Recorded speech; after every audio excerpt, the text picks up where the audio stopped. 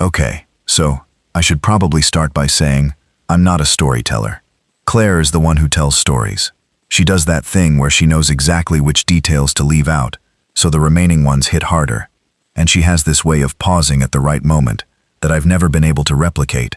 And if you ask her to tell you about the day we drove out of Havermill, she'll give you something that sounds almost like it could have been a film. What I'm going to give you is the version where I tell you what I was thinking at the time, which was mostly wrong, and what I was looking at when I was thinking those wrong things, and what I smelled, and what my hands were doing, because that's how I process stuff. I'm an engineer. I live in my hands and my eyes. My brain is good at loads and stress points. And what fails first? It is not good at narrative. But here's the thing. You all asked. And the request was specific. You want the full account, start to finish. How we got from the Havermill Estate function room, with its string lights and its slightly warm champagne, to sitting in this maintenance compound with a perimeter fence we've reinforced 3 times, and a tunnel project half a mile up the mountain that I'm genuinely proud of. And if we're building a record, a real one, it should sound like someone who was actually there. So that's what I'm going to try to do. I'm Ethan Calloway, 34 years old. I'm a structural engineer, which means I spend my professional life looking at things that are supposed to hold weight and figuring out why they might not. That skill set turns out to be surprisingly applicable to the end of the world, which I did not know on the evening of September the 14th, which was my wedding day. I need to start before Patrick called, because if I start with the call, you don't understand why I actually listened to him, and that part matters. Patrick Doyle is one of those people who exists in a category that shouldn't really exist, which is someone who is almost always right about things that sound insane.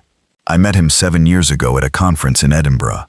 I was there for a presentation on foundation load distribution for coastal infrastructure. He was there for some panel on disaster risk modeling, and we ended up at the same table at the conference dinner because both of us had shown up late, and those were the only 2 empty seats. He was working for a private firm at the time, doing risk analysis for insurance companies, modeling catastrophic scenarios, figuring out what the worst plausible case was for any given combination of environmental, biological, and infrastructural factors, and then helping actuaries put a number on it. The thing about Patrick is, he has this particular way of talking about terrible things that makes them sound very boring and very inevitable, and then 3 months later the terrible thing happens, and you remember the dinner table conversation and feel slightly sick about how calm he'd been. He predicted the flooding in the Rhine Delta corridor 8 months before it happened. He predicted a significant cybersecurity event targeting European financial infrastructure, got the month wrong by 6 weeks, but was otherwise accurate. He has a kind of brain that runs probability distributions constantly, automatically, in the background of whatever else he's doing, and when the distribution starts producing outputs that concern him, he gets very quiet and very focused, and he calls people. He'd called me twice before in the 7 years I'd known him. Both times it was to say, "You have a project in this location. You should look very carefully at this specific structural concern. I've run some numbers, and I think the risk window is tighter than your firm thinks." Both times I'd done the additional analysis, and both times he'd been right. So when Patrick called on the evening of September the 14th, at 8:47 p.m., I was standing in the function room of Havermill Estate with a glass of champagne in my right hand, and Claire's aunt was telling me something about the train journey from Bristol, and I felt my phone vibrate in my jacket pocket and pulled it out and saw Patrick's name. I had a very specific reaction that I want to describe accurately because I've thought about it a lot since. The reaction was a slight coldness at the back of my neck, like someone had put an ice cube there, and a rapid mental calculation that said Patrick would not call me on my wedding night unless the number was very bad. I said, "Sorry, I need to take this," to Claire's aunt, whose name is Philippa, and who was being very nice about the train, and I stepped through the French doors onto the terrace and answered. "Where are you right now?" Patrick said. Not a question, a data point he needed. "Havermill. We just finished dinner. The dancing started." "Patrick, it's literally my wedding." "I know. I sent a gift. It should arrive Tuesday, assuming." He stopped.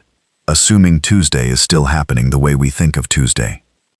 What does that mean? Ethan.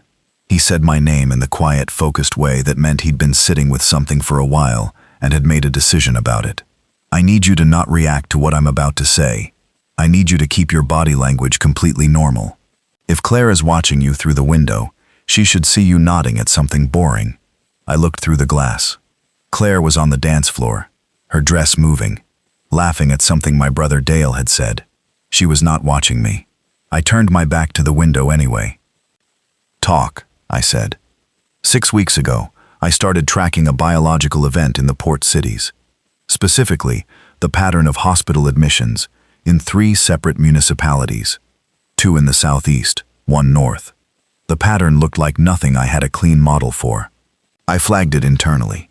My firm declined to pursue it because the client wasn't in those sectors. He said it without frustration, just reporting. I kept watching. The doubling interval has been consistently under 48 hours. The behavioral presentation in confirmed cases is aggressive, severely disoriented, non-responsive to verbal commands, biting. I stood there on the terrace.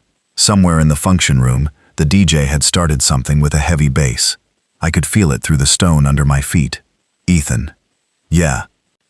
I model these scenarios for a living. I've run this pattern against every reference dataset I have. The closest match I've got is a prion disease variant with a dramatically accelerated progression curve. But that doesn't account for the bite transmission. I don't have a clean model.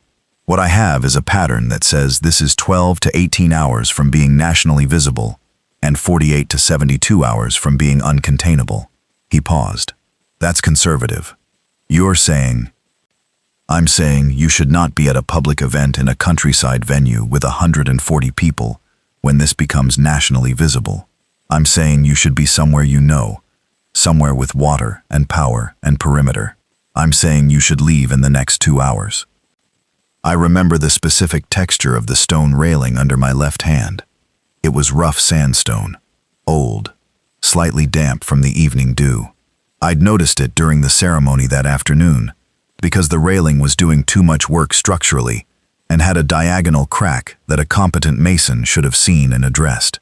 That's what I remember, because that's how my brain was working while Patrick said those words, just filing the crack in the railing in some back drawer, while the front of my head tried to process what he was actually telling me. How confident are you? I said. 73% confident there's a serious national event in the next 24 hours. 91% confident something significant is already happening that the public doesn't know about. The 73% has moved from 42% in the last 8 hours. It's moving fast. I did the mental arithmetic on Patrick's track record. I'd seen him this specific kind of focused twice before. He'd been right both times. Okay, I said. Okay? I'm going to think about how to do this without causing a scene. Give me 10 minutes, and then I'll call you back. Ethan, the venue has 140 people. You cannot help the venue. You can help the people who are with you. That was the most important thing he said. And I knew it was the most important thing he said the moment he said it. And I spent approximately 90 seconds on the terrace absorbing it before I went back inside. The next 40 minutes were the most stressful 40 minutes of my life up to that point, and I say that knowing what came after, because there's a specific kind of stress that comes from trying to do something urgently while also performing normality. I'm not built for deception. Claire will tell you that. She says I have a face that makes lying physically painful to watch. So the task of walking back into that function room and selectively extracting the people I needed without alarming anyone else, or causing panic, or ruining what remained of the reception, was genuinely one of the harder things I've done. The people I needed, Claire, obviously, Roy and Bridget, Claire's parents, who were at the table near the bar because Roy had hurt his knee dancing and Bridget was keeping him company. My brother Dale, who was 27 and in good shape, and had, crucially, driven his own car there. My colleague and friend Kevin Fletcher, who'd come with his wife Lena, and who I trusted, and whose instincts I respected. I need to explain the logic here, because people have asked me since why I picked these people and not others. The answer is, I didn't think of it as picking. I thought of it as, who can I get to in the next 15 minutes without arousing attention? And who has transport? And who is going to listen to me without making this into a long conversation? Claire's parents had come in Roy's car.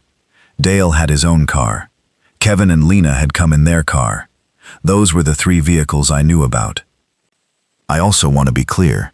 I spent about 30 seconds considering whether Patrick was wrong. I genuinely did.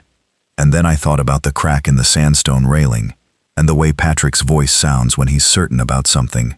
And I stopped spending time on the question of whether to believe him and started spending time on how to move people. I found Kevin at the bar. He's a few years older than me, works in civil engineering, and he has one of those brains that shifts gears fast.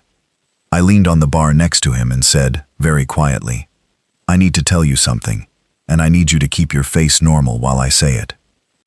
Kevin looked at me for a second. He said, your face is doing the thing it does when there's a problem. There might be a significant problem. I told him, in about 2 minutes, what Patrick had told me. I watched his face do the thing where information is being processed and the result is uncomfortable. He put his beer down. He didn't say anything for a moment. Is your friend reliable? He said. Twice in 7 years he called me. Twice he was right. And he called me on my wedding night. Kevin nodded, very slightly. Okay, what do we do? I need you and Lena to be ready to leave in the next 20 minutes. Quietly. Don't tell the other guests. I'm going to talk to Claire and her parents, and Dale. Meet me by the car park. That's it? Get your car keys and Lena, and meet me by the car park. He looked at the dance floor for a second. Lena was out there with 2 of Claire's friends, laughing. Kevin picked up his beer, looked at it, put it down again. Right, he said. 20 minutes. I went to talk to Claire. This is the part I've replayed most often, and the part I struggle to tell correctly. Because what happened with Claire was not what I expected, and I want to get it right. I found her coming off the dance floor, slightly flushed, genuinely happy, that specific happiness that comes from a day that has gone well after months of organizing and worry. The relief happiness that's better than the straight kind. I took her hand and walked her toward the edge of the room and said quietly, I need to tell you something, and I need you to hear me. She looked at my face. She said, how bad? I don't know yet. Potentially very bad. My friend Patrick, you know I've mentioned him. The one who predicts disasters. Yeah, he called me. He's tracking something biological. He thinks we need to leave. Tonight. Now. Claire didn't say anything for a moment. She looked at the function room, the lights, the remaining guests, her Aunt Philippa, who was now talking to someone else, the cake on the table that we'd cut 2 hours earlier. Her grandmother was at a table near the window, 83 years old and exhausted and happy.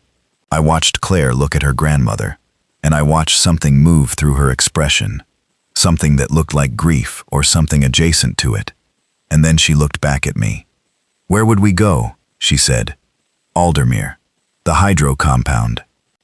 She knew about Aldermere because I'd worked there for 2 years on a dam reinforcement project, years before we'd met. And I'd talked about it in the way you talk about a place that left an impression. Remote valley, 3 sides mountain, functional infrastructure, old but solid. I'd kept in loose contact with the facility supervisor, a man named Tom Aldred, because that's the kind of person I am about professional relationships. How do we get your mom and dad out without, she started. Quietly. We tell them we need to leave for a family reason. Something private. Your dad's knee is hurting anyway. Your mom has been watching him with that look for an hour. They'll come. Claire looked at the room one more time. Then she smoothed her dress, this specific gesture she makes when she's made a decision, and said, okay, I'll get Mom and Dad. You get Dale. That's who I married. I want you to know that. When I said there was potentially a catastrophic situation developing and we needed to leave her own wedding reception, she took about 45 seconds, and then she smoothed her dress and started moving. We were in the car park 22 minutes later. 3 cars. Roy's Volvo with Roy and Bridget and Claire. My car, a 5-year-old Land Rover Defender that I'd bought second-hand 2 years prior for site visits, and had always kept reasonably well stocked with basic kit, with me driving and Dale in the passenger seat. Kevin's outie with Kevin and Lena, who was not happy and whose face said so clearly, though she was keeping it contained. I'd called Patrick from the car park. We're moving, I said. 6 people, 3 vehicles, heading for Aldermere. The hydro compound. You know it? I know of it. Valley location, mountain approach, single access road, but a secondary fire track. Good choice, honestly. How are you on fuel? I looked at my gauge. 3/4. I told him. Fill up before you leave the A-road system. After that, I'd stay off major routes. If this moves the way I think it's going to move, the trunk roads will start becoming problems in the next 4 to 6 hours. Patrick, what are we actually talking about here, in plain terms? He was quiet for a second. In plain terms, the infected bite and transmission is rapid. The behavioral presentation is, they're not coherent. They're not making decisions the way you and I make decisions. They move toward noise and movement. They don't stop unless something stops them. And they've been in the hospital system for weeks, which means they've been in the community for weeks, which means the actual number out there is much larger than the confirmed cases. How much larger? I genuinely don't know. That's the part I can't model. He paused again. Ethan, drive. Stop talking to me and drive. I drove. The Havermill estate is 14 miles from the nearest town of any size, which is a market town called Corsley. I'd driven the route from Corsley to the estate 3 times in the previous week, doing wedding prep logistics, and I knew the road. We took the estate track to the B road to the A road junction. All 3 cars. Dale doing a running commentary about the situation, in a tone that was somewhere between nervous and oddly excited, which is Dale's default mode in a crisis. You really trust this Patrick guy, he said. It wasn't quite a question. I really trust him. Okay. He had his hands on his knees. Okay. So this is real. I think so. Right. He turned and looked out the window. This is the weirdest wedding night ever. Focus, I said. The first thing I noticed on the A road was a car on the verge, engine running, door open, no one inside. This was at 9:43 p.m., and it was dark, and I only caught it in the headlights for a second as I went past. On its own, nothing. Broken down, someone's walked to the junction, whatever, but I noticed it. Then, about 4 miles further, 2 cars in the left lane going much slower than the road should allow, nearly stopped. And when I got level with them, going around, checking mirrors, both drivers were on their phones, at 9:45 at night on a mostly empty A road. That's not nothing either. Dale was watching the road now too, not saying anything. At the junction where we needed to come off for the fuel station, there was a queue, actual queue, at a petrol station at 9:50 p.m. on a Tuesday in September. There were 8 cars ahead of us when we joined it. I told Dale to get out and get Kevin on the phone. Tell him we're stopping. Tell him to pull in behind us. The queue moved. Not fast. The woman at the kiosk inside was visible through the glass, and she was on the phone, and her face was not good. I registered that and filed it. I pulled up to the pump when my turn came and got out. The petrol station had a convenience store attached, and a proper-size parking area with good lighting. There was a man standing outside the shop, not getting fuel, not going to the shop, just standing there with his arms at his sides looking at his phone. His face in the light was the specific color of someone who has just been told something that their brain is refusing to process. I know that color now. I knew it then, on some level. I filled the Defender. Dale went into the shop. I waved Kevin over to the adjacent pump, and he got out and came to me. What are we seeing? Kevin said quietly. People getting fuel at 10 p.m. on a Tuesday. He looked at the queue that had formed behind us. It was longer now, 7 or 8 cars. What do you think? I think Patrick's timeline is moving faster than he said. Kevin nodded.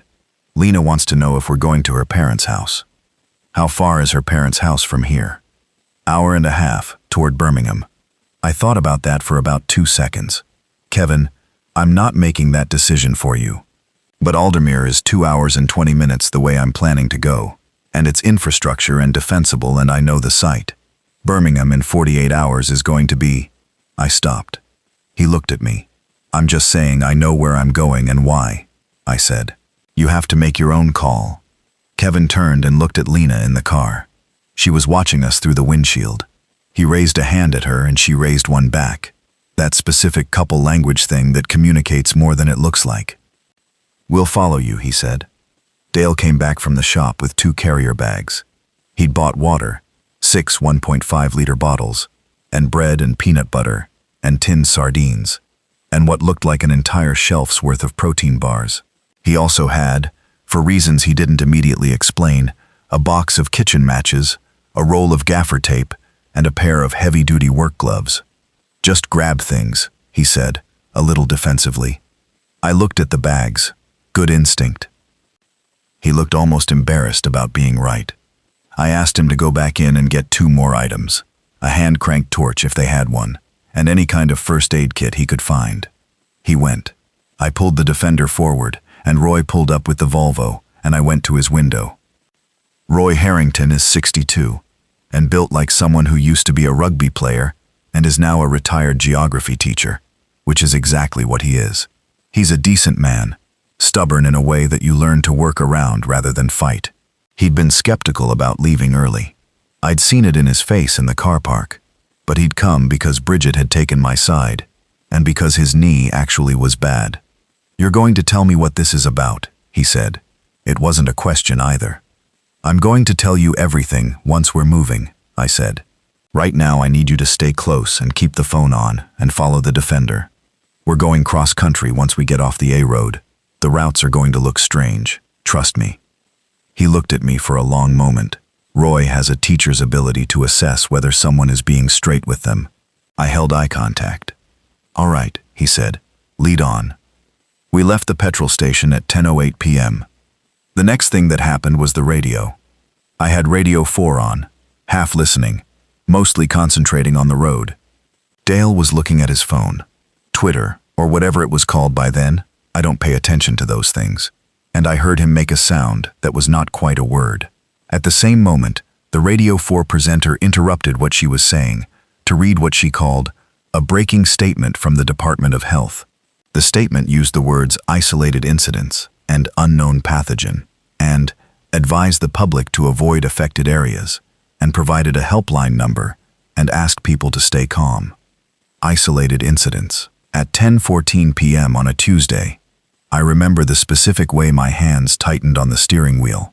Not panic, just the number Patrick had given me, 73% confident in 24 hours, 91% that something significant is already happening, ticking upward in my head. "What's Twitter saying?" I said to Dale. He read from his phone. He read for about 45 seconds. He stopped. "Don't sugarcoat it," I said. "Videos from... There's stuff from 3 cities. Birmingham, Southampton, parts of East London. The videos are..." He stopped again. "They're bad, Ethan." "How bad?" "People in the street, moving wrong, attacking people.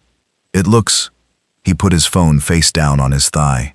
"It looks like what you'd think it looks like if someone described it to you and you thought they were being dramatic." I said nothing. I kept driving. "Should I show you?" he said. "No, don't. I need to drive.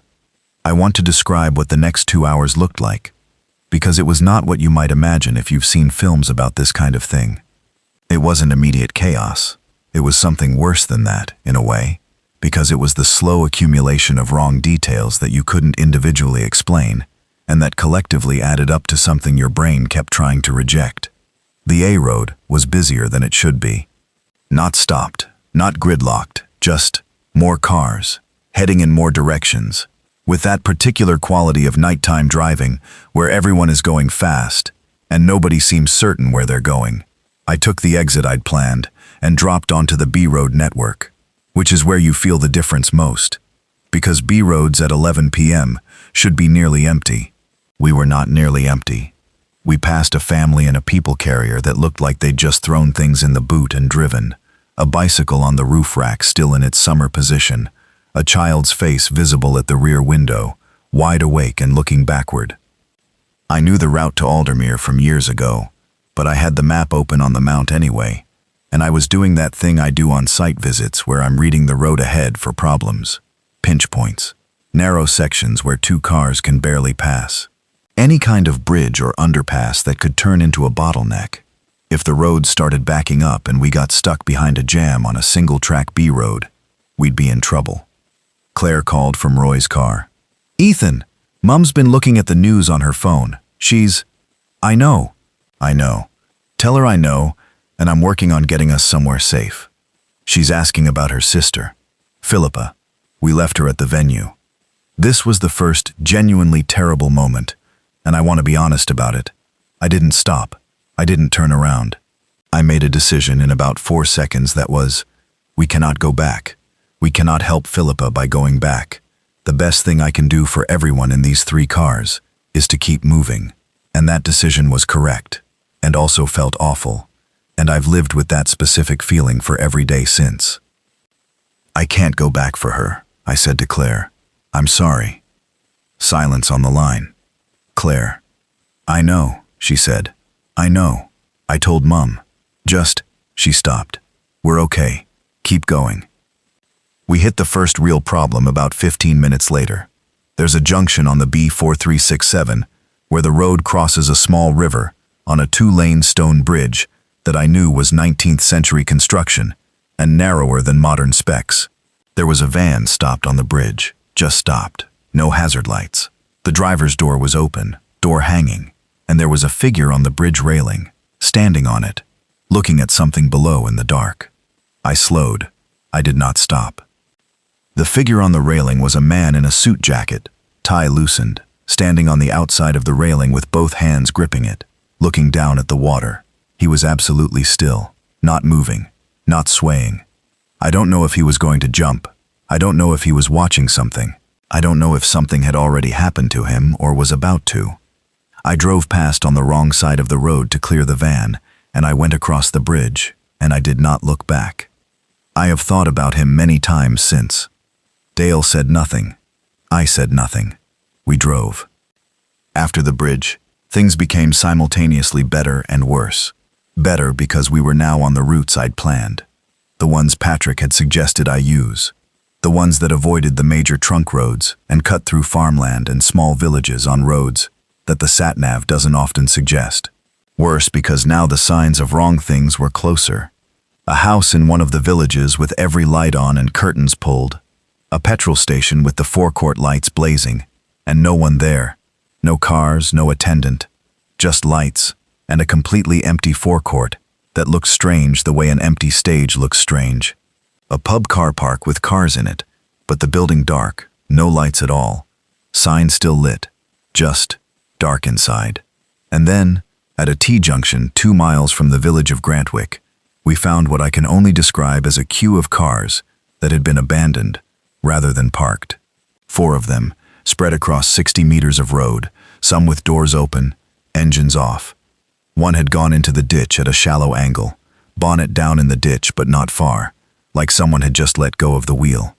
No people visible anywhere. I stopped the Defender. I sat for a second, looking at the junction. Kevin's Audi pulled up behind me. Roy's Volvo behind that. "What is this?" Dale said. "I don't know." I got out of the car. I don't know exactly what I was thinking. I was doing what I do on site when there's something I don't understand.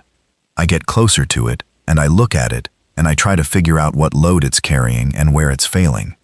I walked to the first abandoned car, a dark blue hatchback. The engine was off. The keys were in the ignition. Someone's phone was on the passenger seat, screen dark. There were chips spilled on the passenger side floor, from a takeaway bag that had tipped over. That smell, salt and vinegar, slightly rancid, very specific. I looked down the road the cars seemed to have come from. Nothing visible in the dark. No sound except wind, and something distantly, a long way off, that might have been, I couldn't tell what it was. Not an animal sound, not a mechanical sound, something in between. I walked back to the Defender, got in, looked at the map. "There's a farm track that runs parallel to this road," I said. "About half a mile back. It comes out ahead of the obstruction." "You're sure?" Dale said. "I drove it once in a Landy, similar to this one, maybe 6 years ago, checking site access for a project. It's rough, but we can do it." We reversed.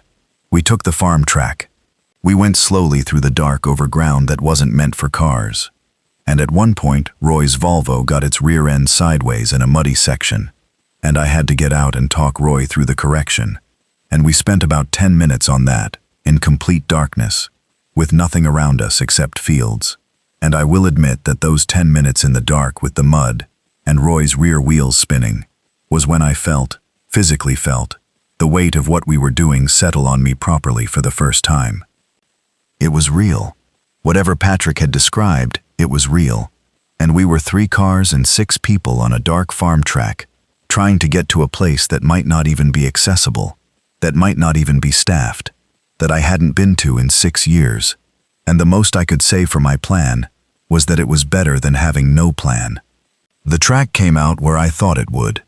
We got back on the road. We kept going.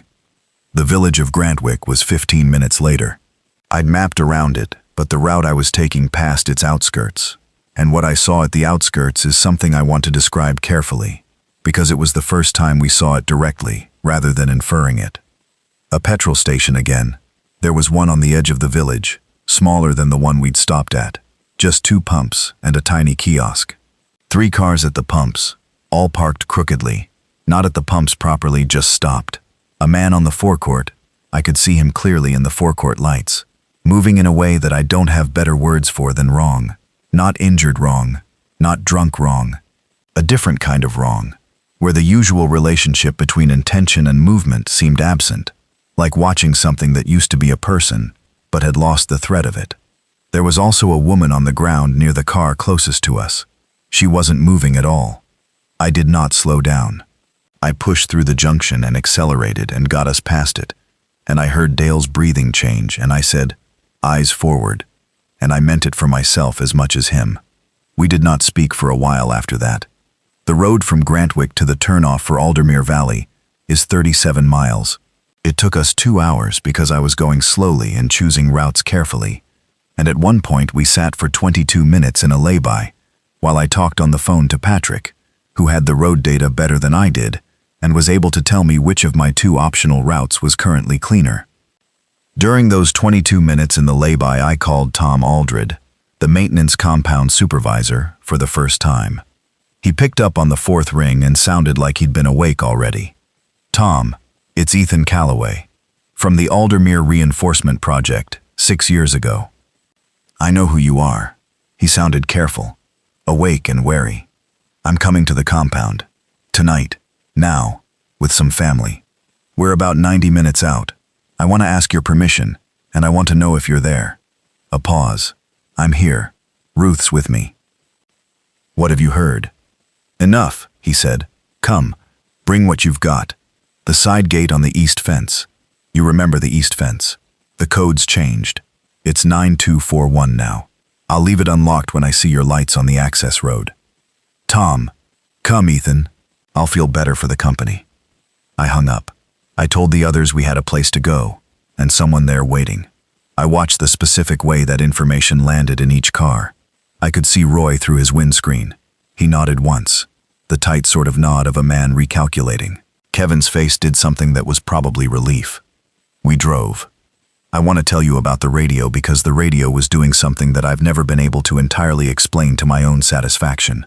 The Department of Health statement had been followed by a longer one from what sounded like a Home Office spokesperson, talking about coordination of emergency response and containment measures being implemented in priority areas. The language was very specifically designed to not say the thing it was describing, the way all official language in the early hours of a catastrophe is designed to not say the thing, while technically not lying about it either. It made me think of something Patrick had said to me once, over dinner, about the gap between what institutions know and what they say, and how that gap is usually much larger than people assume. Between the official statements, the BBC was doing something strange, running normal programming, a program about gardens that I recognized as a repeat from earlier in the year. Then news again. Then, jarringly, a comedy program, like the schedule had been automated and no one had stopped it. Or someone had consciously kept normal programming running to prevent panic, or both, or neither. At 12:40 a.m., They stopped the garden program halfway through a segment about heritage rose varieties and went to a live announcement. A voice I recognized as a very senior health official.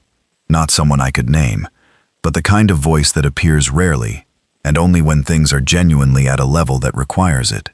Said that there were widespread reports of a serious public health emergency affecting multiple urban centers, that military and emergency services were responding, that the public should stay home and stay calm and not attempt to travel unless directed to do so by emergency services. Stay home and stay calm. We were doing neither. The access road to Aldermere Valley is not signposted from the main road. There's a Forestry Commission track marker and a small wooden sign for the hydroelectric maintenance facility that had lost 2 of its 3 letters at some point in the past, and now just said Aldermere.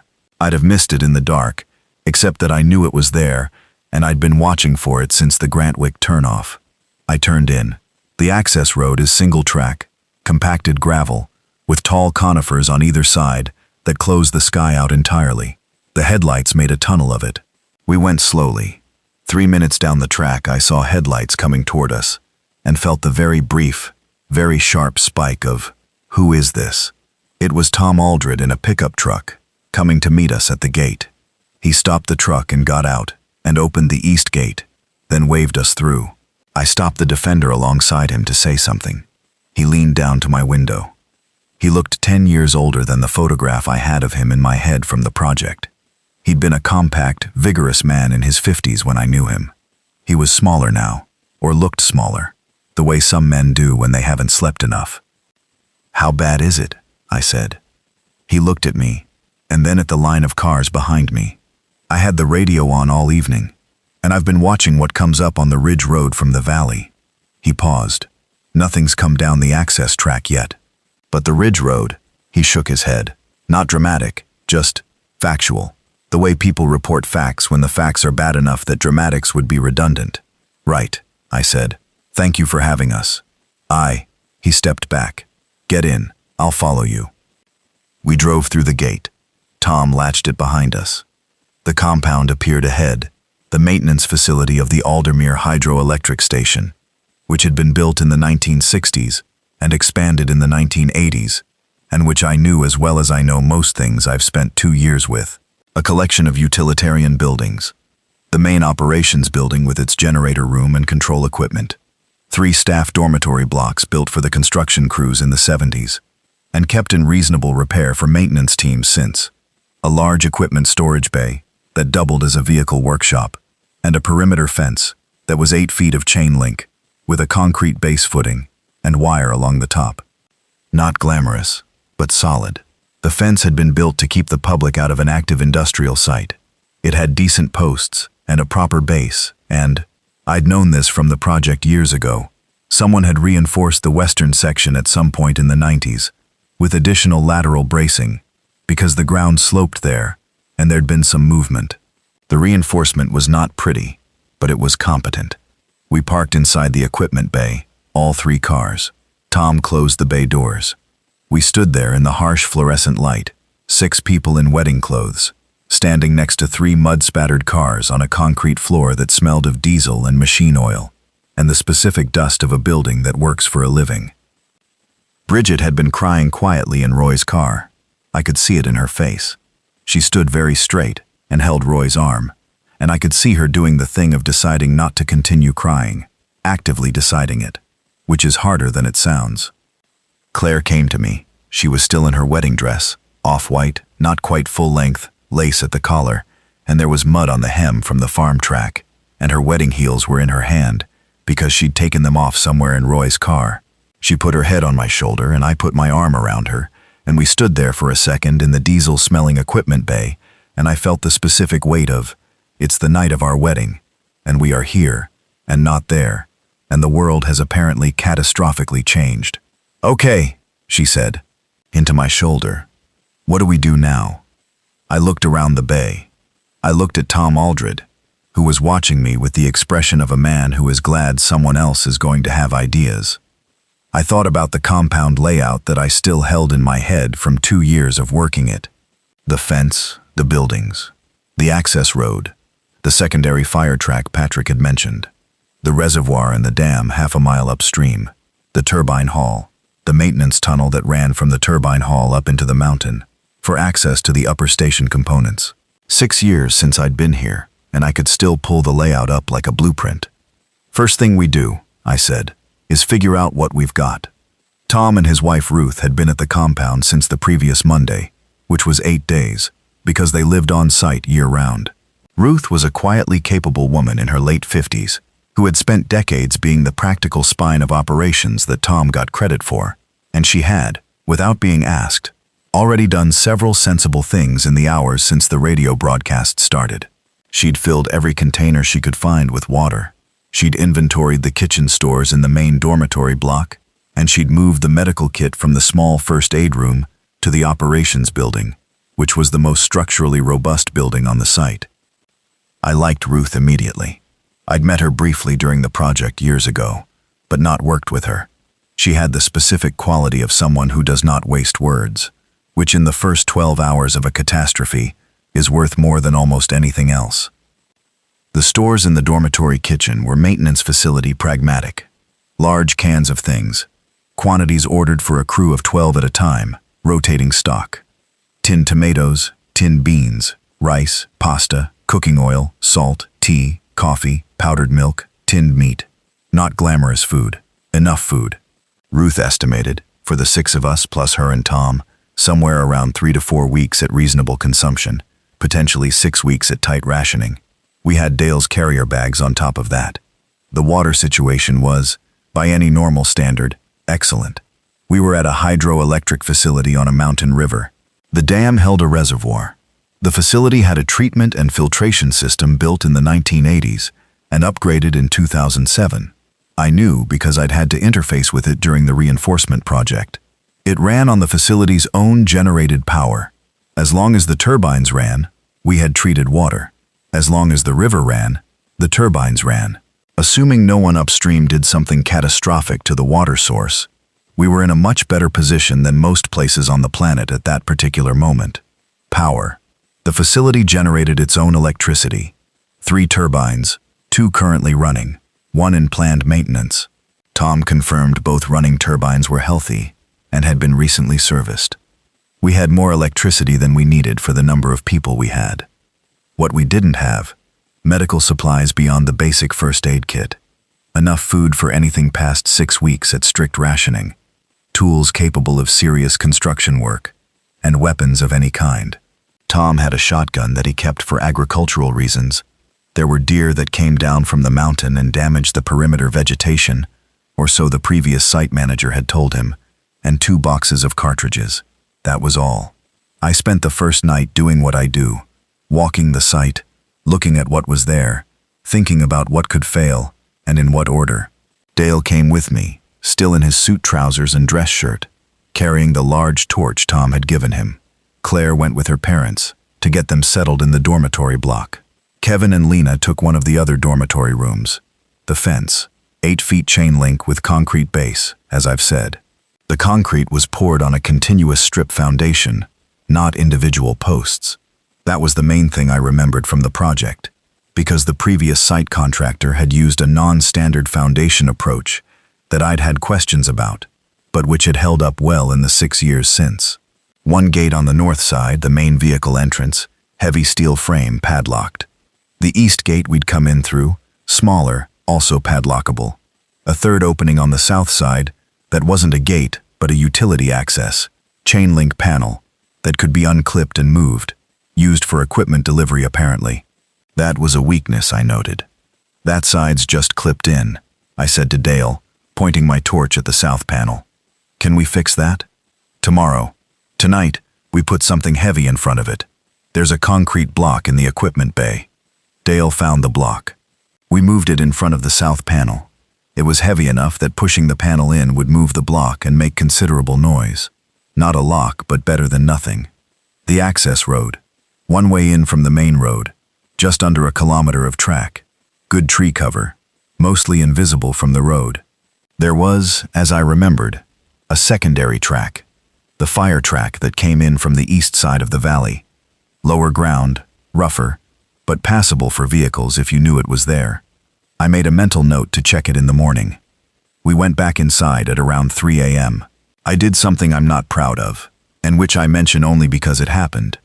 I sat in the operations building, at the supervisor's desk, with Tom's copy of the facility layout drawings spread in front of me, and I put my head in my hands and sat there for about 5 minutes, doing absolutely nothing. Not thinking, not planning, just sitting there. Wedding ring on my left hand for the first time, still unfamiliar on the finger. The faint sound of the turbines through the floor, constant, like breathing. Then I got up and started making lists.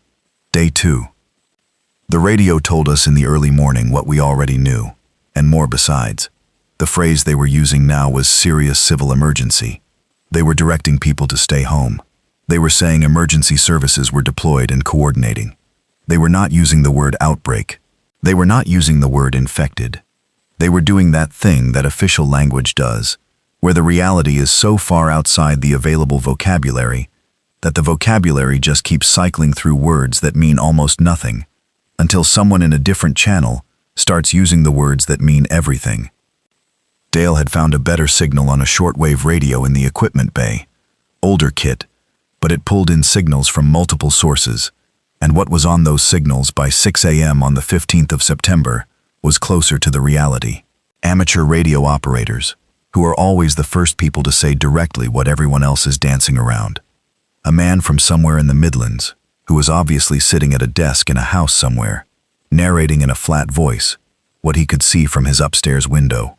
People in the street, he said, moving wrong. 3 of them, then more. Police cars, lights on, not stopping. We ate breakfast. Ruth made porridge from the stores. Proper thick porridge, the kind that sticks. I remember the specific way the steam rose from the bowl, and how Roy, who had barely said 30 words since we'd arrived, ate the whole thing, and then sat with his hands around the empty bowl for a minute, before he said, "Right," to no one in particular, and stood up and asked Tom what needed doing around the place. That was the moment I started feeling something like, I don't know, not hope exactly, more like, okay, we can be useful here. We can do this. I want to tell you about the morning of day 2 in detail, because this is when the structure of what we were building started to become real. First thing, the south utility panel. Dale and I used materials from the equipment bay, steel angle iron, which I was very glad to find in a bin of offcuts, and a drill and fasteners, and we fabricated a proper brace for the south panel, something that would need a vehicle or substantial deliberate force to displace. 2 hours, ugly but solid. Roy helped carry materials and hand tools, which he did with the particular focused competence of someone who has spent decades being good at physical tasks. I hadn't known Roy was handy. I should have asked. Second thing, the main gate. I'd been unhappy with the hinge arrangement since I'd looked at it in the dark. The hinges were standard commercial hardware, not rated for the gate's weight, and the lower hinge had been shoddily fitted. Someone had used 2 fasteners where 4 were specified, and the hinge plate had begun to pull. I rebuilt the lower hinge assembly with proper bolting through the gate post and put an additional cross brace on the gate itself, which had been showing flex. Kevin helped. He's not an engineer, but he's worked around enough construction to know how to follow instructions and hold things level while you fasten them. Third thing, and this was Claire's idea, and I want to credit it clearly, we took stock of everything in the facility that could serve a secondary purpose. Not just the food stores, everything. Tools, materials, chemicals in the maintenance stores, office supplies, cleaning supplies, clothing left by previous crews. Claire and Lena and Ruth did this systematically, room by room, building by building, writing it down. When Claire gave me the list that afternoon, it was 2 pages in her handwriting, and several items on it were things I wouldn't have thought of, but immediately saw the value of. The large drums of hydraulic fluid in the equipment bay, for example, not useful as fuel for most things, but useful for making surface very slippery, which had potential defensive applications. The coils of heavy rope, the angle iron I'd already found, 8 hard hats, 3 rolls of heavy-duty polythene sheeting, probably left from a previous waterproofing job. Bridget, meanwhile, had found the facility's paperwork archives, filing cabinets in the operations building going back to the 80s, and was going through them looking for anything useful. This was not obviously the most urgent task, but it turned out to matter in ways I couldn't predict yet. By noon, she'd found the original construction drawings for the site, much more detailed than the operational drawings Tom had, and the maintenance records going back to 1987. And, most significantly, though we didn't know it yet, a letter from a Ministry of Defense contractor from 1991 referring to access to the Aldermere Ridge Tunnel for completion of inventory assessment. A tunnel that did not appear on the operational drawings I'd been working from. I put that letter aside. I'd come back to it. Day 3. The first strangers. I need to be precise about this, because there's a temptation, in retrospect, to make it simpler than it was. The truth is that the arrival of strangers at the compound gate was something I'd half expected and half dreaded since the night we arrived, and when it happened differently than I'd anticipated. A woman walked up the access track at 8:30 in the morning. Just walked. No vehicle. I was on the roof of the operations building. I'd found a way up through a hatch and I'd been using it as an observation point, and I saw her from 300 meters before she reached the gate. Single figure, adult, walking at a normal pace, stopping frequently to look behind her, not moving wrong, moving like someone who is frightened and tired, and moving anyway. I called down to Tom and went down myself, and we went to the gate together. Tom had the shotgun. I'd told him I wasn't comfortable with it being present at what might be a conversation, so he kept it at the edge of the tree line, visible but not raised, and we stood at the gate. She was perhaps 35. Khaki trousers, a fleece jacket, walking boots that told me she'd been somewhere outdoors when this started. She had a rucksack that looked military surplus, proper size, and she'd been crying at some point, and had stopped, and wiped her face, and the dried salt tracks were visible. Her name was Nat Burrows.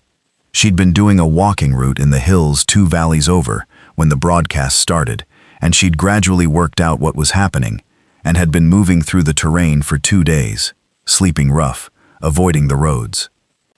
"I'm not bitten," was the second thing she said, after her name. "I'm not infected. I want you to know that. I don't have any bites." "How do we verify that?" I said, not unkindly, just practically. She unzipped her fleece jacket and showed me her forearms. Then she turned her neck, both sides. Then she lifted her trouser legs and showed me her lower legs. No visible wounds of any kind. "Can I come in?" she said. I looked at Tom. Tom looked at me. Tom said, "Your call." I thought about resources. I thought about what Nat represented. Someone who had been moving through terrain for 2 days, making decisions, staying alive. Someone with a proper rucksack who had been prepared for outdoor conditions. "Come in," I said. She sat in the operations building for an hour while Ruth fed her tea and a proper amount of food, and she talked, not frantically, just steadily, in the way of someone who has been carrying information they've needed to say aloud. She'd seen the early stages of the spread in the town of Whitbury, 8 miles east of the valley. Whitbury was a market town of maybe 12,000 people, not huge. By the second morning, she said, roughly the whole town center had been compromised. She'd been on high ground and watched through binoculars. The way she described it, she was choosing words very carefully, like she was transcribing something she wanted to get right, was that it spread faster in dense areas and slower in spread out ones. The infected didn't seem to respond to anything except noise and movement. They didn't tire. They didn't appear to feel anything she'd have recognized as pain or discomfort. "Do they organize?" Kevin asked. Nat looked at him. "No, nothing like that. They just go toward whatever makes sound. They walk into fences and telegraph poles. They fall off things. But there are so many of them now that it doesn't matter that each individual one is." She stopped. "They don't need to be smart. There's just so many." We gave her a dormitory room. She asked if she could be useful, and I said yes, and meant it. The next day brought a different situation. 2 vehicles, early afternoon, coming down the access track fast enough that the gravel noise reached us several seconds before we saw them. I was on the roof again. 2 cars, a family saloon, and a pickup truck. 6 people visible, including at least 2 children. They stopped at the gate, and a man got out of the saloon, mid-40s, broad, slightly panicked movement, and came to the gate and said they'd seen the track from the main road and had driven in on the chance that something was here. 6 more people. I did the arithmetic. If I let them in, our food stores, already rationing at a level that I'd calculated the previous day, tightened significantly. The children changed something in the calculation that was not purely numerical. The man said there were no bites, and I had no good way to verify it. But I also couldn't send children back out to the road. I let them in. His name was Walt Decker, a contractor from the Whitbury area, and his passenger was his brother Greg Foss. Greg's wife Caroline had 2 daughters, 8 and 11, and Greg had been shot in the right thigh. Not a bullet, a piece of debris, something that had happened when they'd driven through a section of Whitbury where there had been an accident or explosion. He wasn't clear which, and the wound was 3 days old and needed more attention than a field dressing. I wasn't a medic. Nat turned out to have a first aid qualification that included wound management. She cleaned and dressed Greg's thigh properly. He was running a low fever. The wound was not ideal, but it wasn't critical yet. Walt Decker was interesting, and initially, I mean that in a neutral way. He was the kind of man who makes up his mind about people quickly and then treats them according to the category he's put them in. He put me in the category of someone in charge and was therefore cooperative. He put Kevin in the category of an extra and was therefore slightly dismissive. He put Tom in the category of an obstacle, which was wrong and which would become a problem. On the second evening after their arrival, I heard him in the dormitory kitchen. I was in the corridor, and he didn't know I was there, saying to his brother in a low voice that the compound could be run better, and that the food stores should be distributed differently, and that the guy in charge doesn't really know what he's doing with the fence. I stood in the corridor for about 4 seconds. Then I walked into the kitchen, and Walt looked up, and there was a pause that we both understood. "I'm going to tell you what I'm doing with the fence," I said, "and then you're going to decide whether you want to help me improve it." He looked at me, recalculating. "All right," he said, carefully. I showed him the structural notes I'd been making, the weak points I'd already addressed, the remaining issues, the plan for the south wall section, where the ground rose and reduced the effective fence height. He looked at the notes. I watched him process that they were more detailed and better thought out than he'd expected. "I'm an engineer," I said. "This is what I do." He said, "Right." And then, a pause, and, "What do you need?" That was Walt Decker sorted. He became one of the most useful people at the compound, actually. He was physically strong and had contractor's instincts, and once he'd recategorized me as competent, he was fully committed. But I don't want to skip over the moment of almost. The moment where that conversation could have gone differently. Because if you're building something with people who didn't choose each other, those moments happen, and how you handle them in the first week sets the shape of everything that comes after. Day 5. Something strange. I need to tell you about this because I've told it to other people and gotten different reactions, and I want to be straight about what I saw and what I didn't see, and what I think it means. I went up the access track in the morning to check where it joined the main road. I wanted to see the main road conditions, and I wanted to look at the tree cover on the eastern side of the track, which was thinner than I was comfortable with as a concealment barrier. I went alone and I was quiet about it because I didn't want to bring a group and make noise. The main road, from the end of the track, was visible for about 100 meters in each direction. Standing in the tree line, I could see it without being visible myself. There were 5 infected on the road, standing, not moving, facing roughly south, not doing anything, not walking, not responding to anything I could see, just standing, spread across about 40 meters of road. I watched them for several minutes. They stood, a bird flew over, and they all turned their heads upward at the same moment, following the sound, then turned back when it faded. A car engine started somewhere in the distance, long distance, barely audible, and they turned toward it as one, exactly as one, walked 3 steps, stopped when the sound stopped. I knew they weren't intelligent. I knew they were just responding to sound input. But watching 5 of them do it simultaneously, with the exact same turning radius, the exact same 3 steps, the exact same stop. It looked coordinated in a way that made my back feel wrong.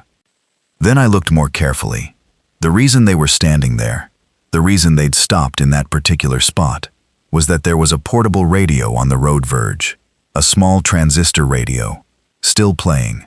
Playing, of all things, a classical music station, something stringed and flowing and continuous. And the infected were standing around it the way people stand around something they're listening to. Not because they were listening the way we listen, just because it was a continuous, non-directional sound source, and they didn't have a reason to move away from it. Someone had put that radio there. Someone had deliberately placed a continuously playing radio to hold those 5 infected in place on that road. I spent a long time thinking about that on the walk back. When I got back to the compound, I told Tom what I'd seen. He listened and then said, "The fire track on the east side. Someone's been down it. Tire marks, recent ones. Someone who knew the track was there. We had a visitor we didn't know about. We never found out who placed the radio." I want to be clear about that. It's one of the things from those early weeks that doesn't resolve, that just sits there.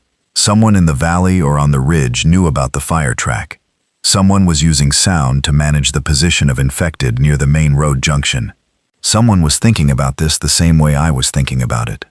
We never found them, and they never came to us. Later, much later, weeks later, we found other signs of the same thing. A stack of old CDs left at the junction to the Upper Valley Road, and a battery-powered player set up on a ledge above the road. A similar arrangement near the Grantwick Road junction, a portable speaker running on a solar panel, playing something low and continuous. Someone had been out there in the early days, moving around, placing things, buying time or safety for themselves or others, by keeping small groups of infected, occupied with sound sources. I think about that person sometimes. Whoever they were thinking about the problem clearly, and they were doing something about it. And they were doing it alone. I hope they're somewhere good now. Day 7. The wedding ring.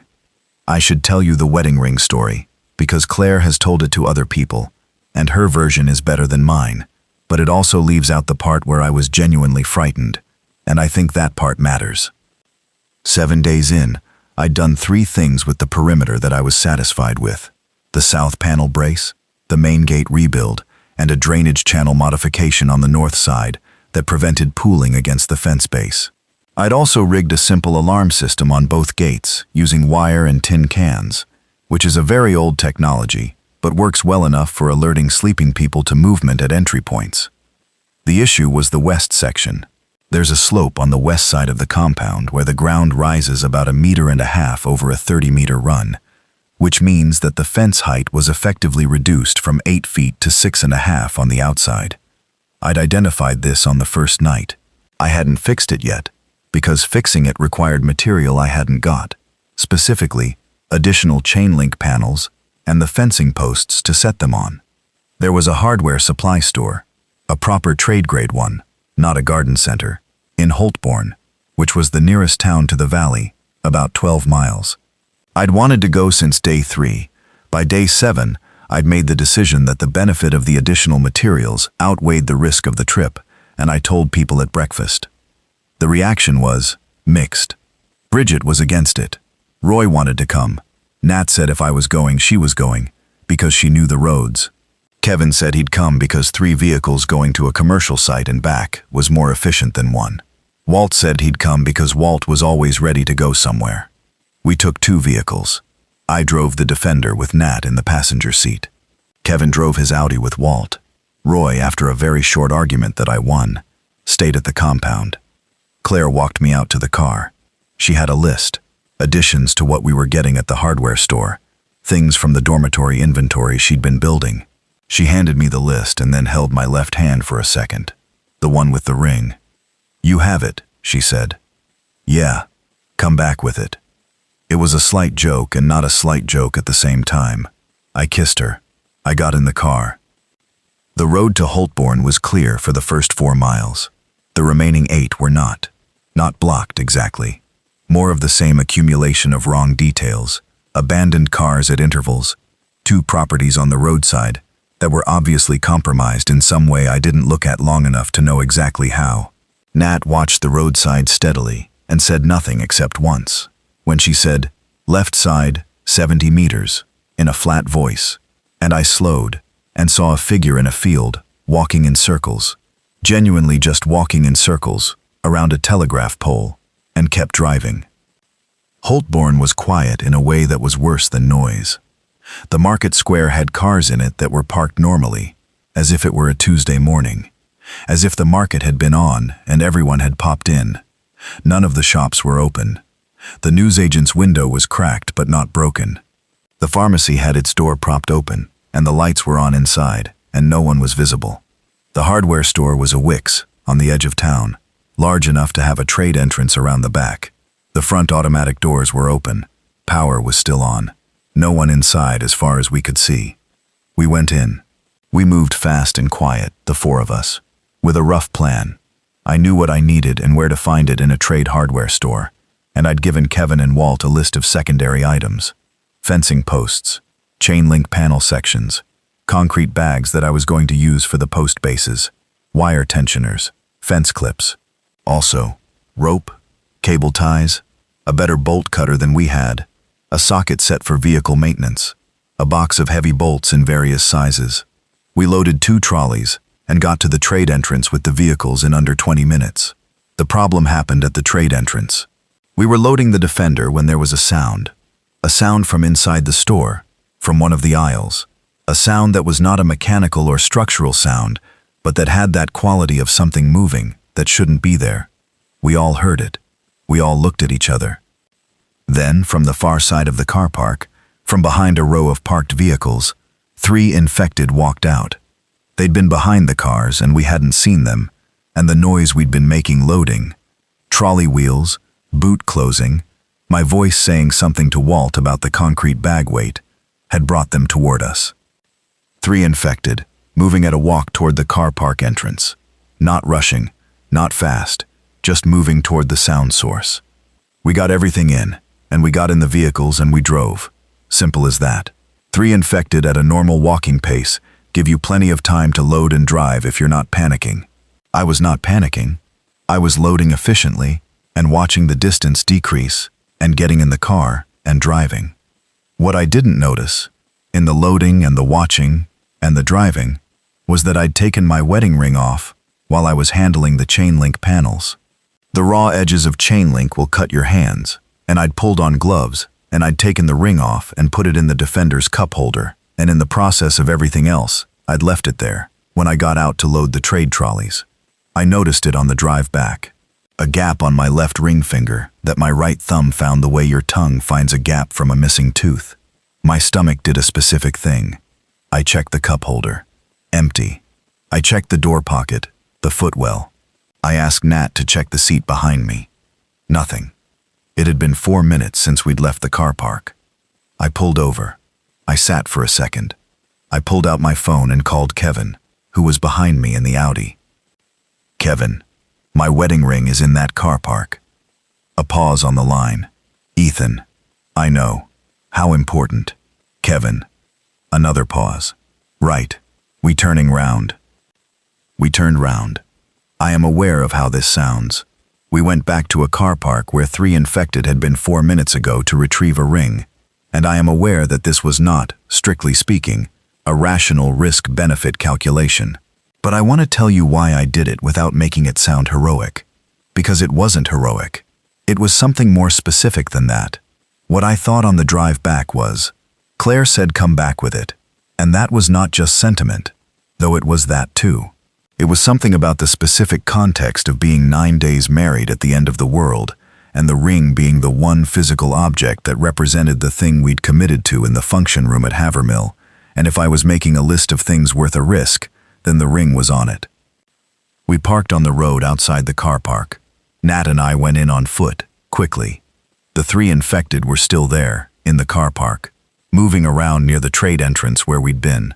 They'd been drawn toward the sound of us loading, and then we'd left, and now they were milling around near where the sound had come from. The Defender had been parked in the loading bay, 10 meters from the nearest infected. The cup holder was on the driver's side. Nat and I went around the perimeter of the car park, keeping to the wall, taking long, quiet steps on the painted concrete. The infected did not turn. I got to the defender, opened the driver's door very slowly. The door gave a small click-clunk that is completely inaudible in any normal circumstance, and that seemed enormous in the silence, and reached into the cup holder. Empty. I looked on the floor, under the seat lip, and then I saw it. It had rolled, because the cup holder is on an angle, and the ring is smooth, and the car had been moving. It had rolled, and fallen into the gap between the seat and the center console. I could see it. Small gold circle, 4 millimeters down in a gap of about 12. I spent 15 seconds working it out with my index finger. The nearest infected was now 8 meters away, having moved toward the car's position, possibly having heard the door. I got the ring. I did not look at the infected. I closed the car door with the same careful minimum force. Nat and I went back along the perimeter wall. We got to the road. We got in Kevin's car. We drove. When we got back to the compound and I got out of the car and Claire came across the equipment bay toward me, I held up my left hand with the ring on it and she looked at my face and said, "You went back for it, didn't you?" And I said yes. And she looked at me for a second, with an expression that was complex enough that I can't give it a single word. And then she said, "You're an idiot," and hugged me, and that was that. But the ring stayed on after that. I stopped taking it off for manual work. My hands got cut up a fair bit in the months that followed. I didn't mind. Day 11. The compound changes. By day 11 we had 14 people in the compound. The original 8, me, Claire, Roy, Bridget, Dale, Kevin, Lena, and Tom and Ruth Aldred, plus Nat, plus Walt, and Greg Foss, and Greg's wife Caroline, and their 2 daughters, Phoebe and Hannah. 6 more had arrived over days 8 through 10, a retired couple who'd walked in from the east side via the fire track, a young man named Owen, who'd been working at a forestry commission site and had simply walked downhill until he found the facility, a woman named Diane, who had been a district nurse and whose arrival was immediately valuable in terms of what she knew, and 2 teenage brothers, Tyler and Jack, who'd been camping in the hills and who had been living on emergency rations for 3 days, and were exhausted and hungry and relieved in a way that was difficult to watch. 14 people. That was the number at which the dormitory blocks were starting to feel busy, and the food store calculations were shifting from comfortable to careful. I need to tell you about Greg Foss's wound, because it connects to something that comes later in this account, and I want you to understand the timeline. The piece of debris in Greg's thigh, a long, thin fragment of what turned out to be a car's windscreen wiper arm, we found out later when Diane extracted it, had been in there for 5 days when Diane arrived. She cleaned it properly and got the fragment out, and what she found was concerning. The tract of the wound was clean on the surface. Nat's original dressing had done well, but there was a small pocket of infection lower in the tissue that Diane could feel, but not fully address, without equipment she didn't have. She told Greg and she told me, separately, that he needed IV antibiotics, and that the oral antibiotics she'd found in the first aid kit were better than nothing but probably not sufficient. She also told me, and she was direct about it in a way that I respected, that if the infection progressed in the wrong direction, it would become a serious problem within 2 weeks. Greg, meanwhile, was running a persistent low fever, managing it with paracetamol from the kit, functioning well enough, but not well enough for heavy labor. This was the situation when, on day 11, Walt came to me and said there was a pharmacy in Holtbourne that, as far as he could tell, nobody had been into yet, and that pharmacies typically had IV preparation materials and prescription antibiotics in stock, and that he thought we should go. I had thought the same thing. I had been avoiding it because the last trip had been complicated enough, and I didn't feel that our approach had been good enough, too noisy, too exposed, and I wanted to plan it better before we went again. Walt's point was that every day we waited was a day closer to Greg's situation becoming critical. He was right, and I said so. Wednesday, I said, I want 2 days to plan the approach properly, and I want Nat to lead the routing, because she knows the terrain, and she's been thinking about it longer than I have. Walt said, 2 days. 2 days. He looked like he wanted to say less than 2 days. He didn't. We went on Wednesday. The pharmacy run was different from the hardware store in a few ways that mattered. 1.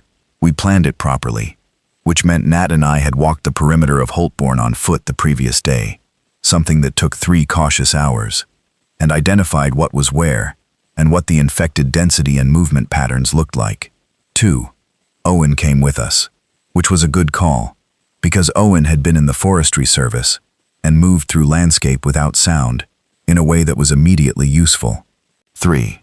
We went at first light, which Nat had theorized would be the lower activity window, not because infected were nocturnal, but because without light it was harder for them to follow visual motion, and at very low light levels they were more reliant on sound, which meant that a very quiet approach at dawn was harder for them than in full daylight when they could see movement.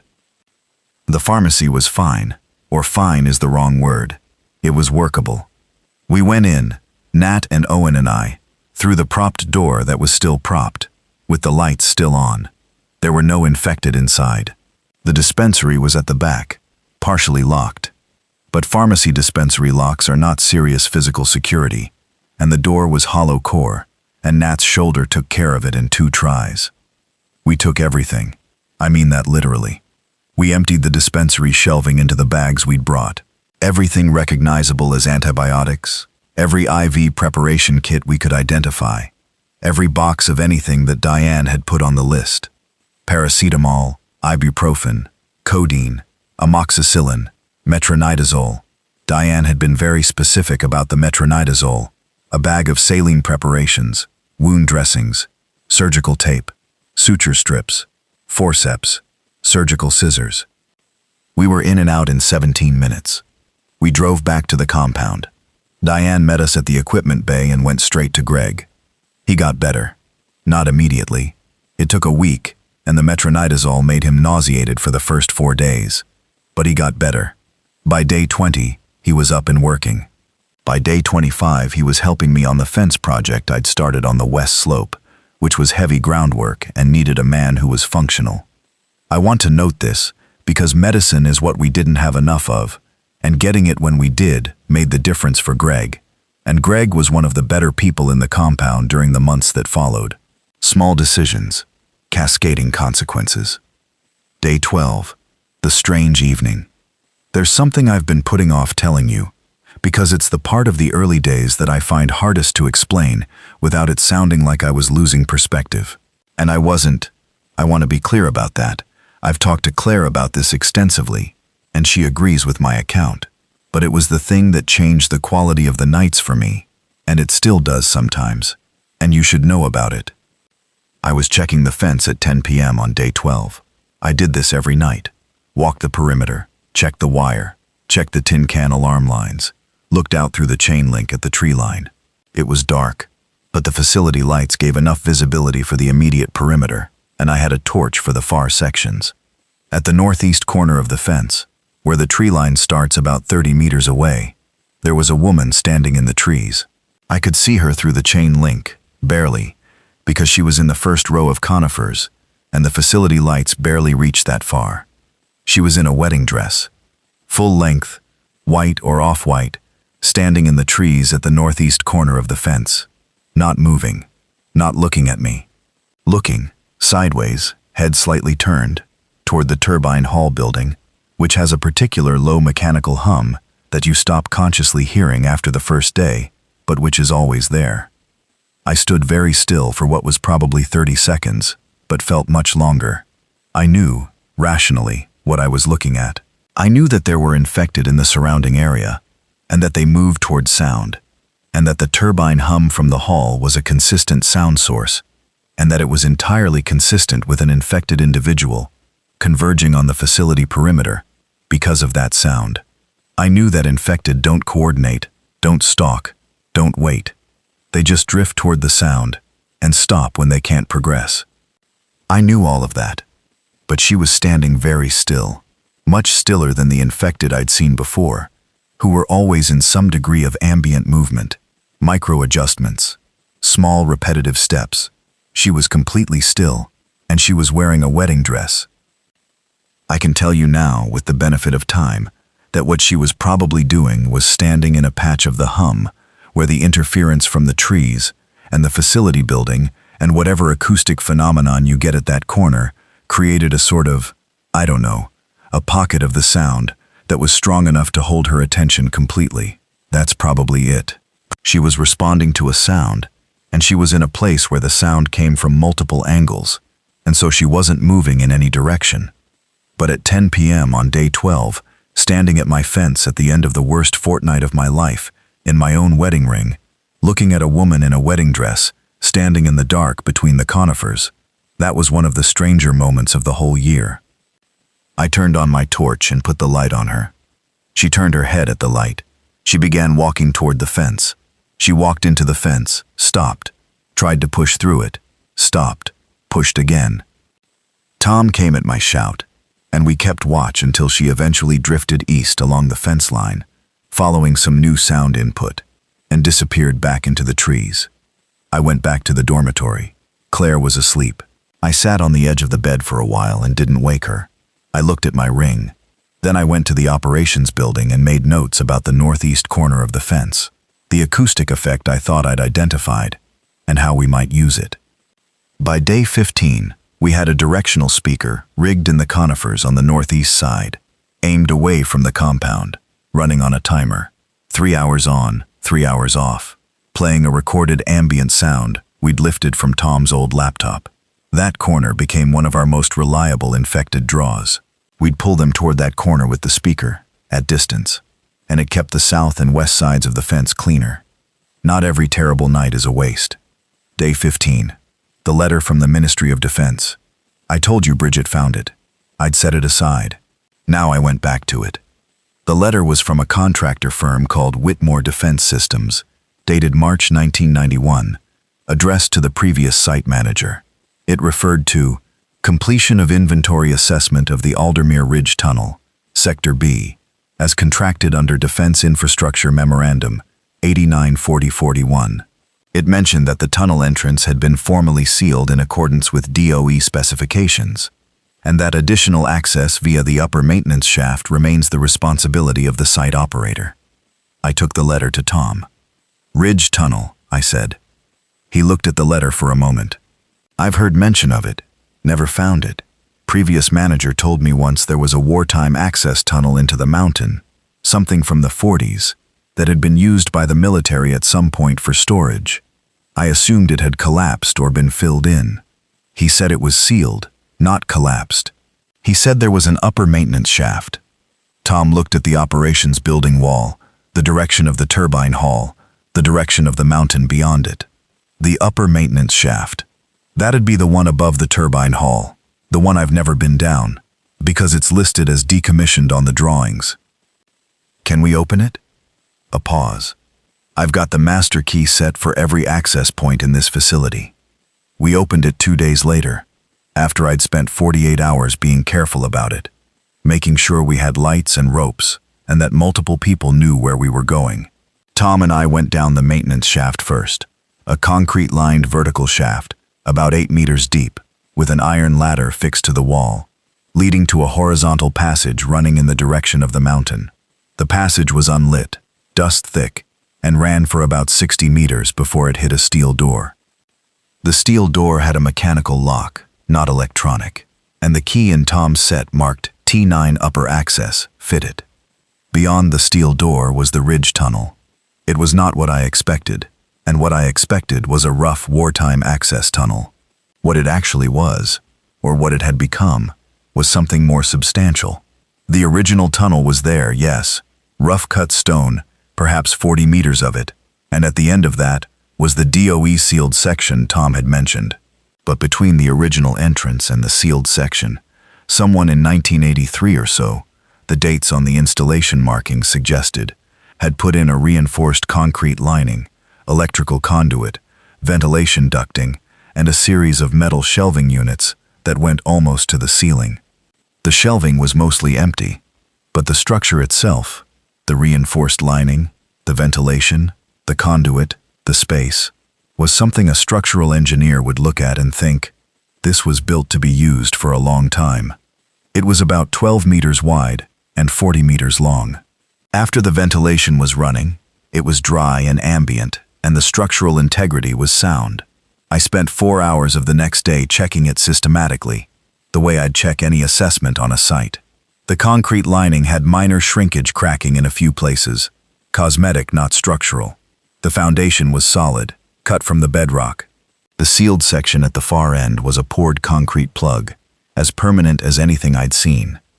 I stood in the middle of it and did something I almost never do at work, which is that I stood with my hands in my pockets and just looked at the space and let myself feel what it might be.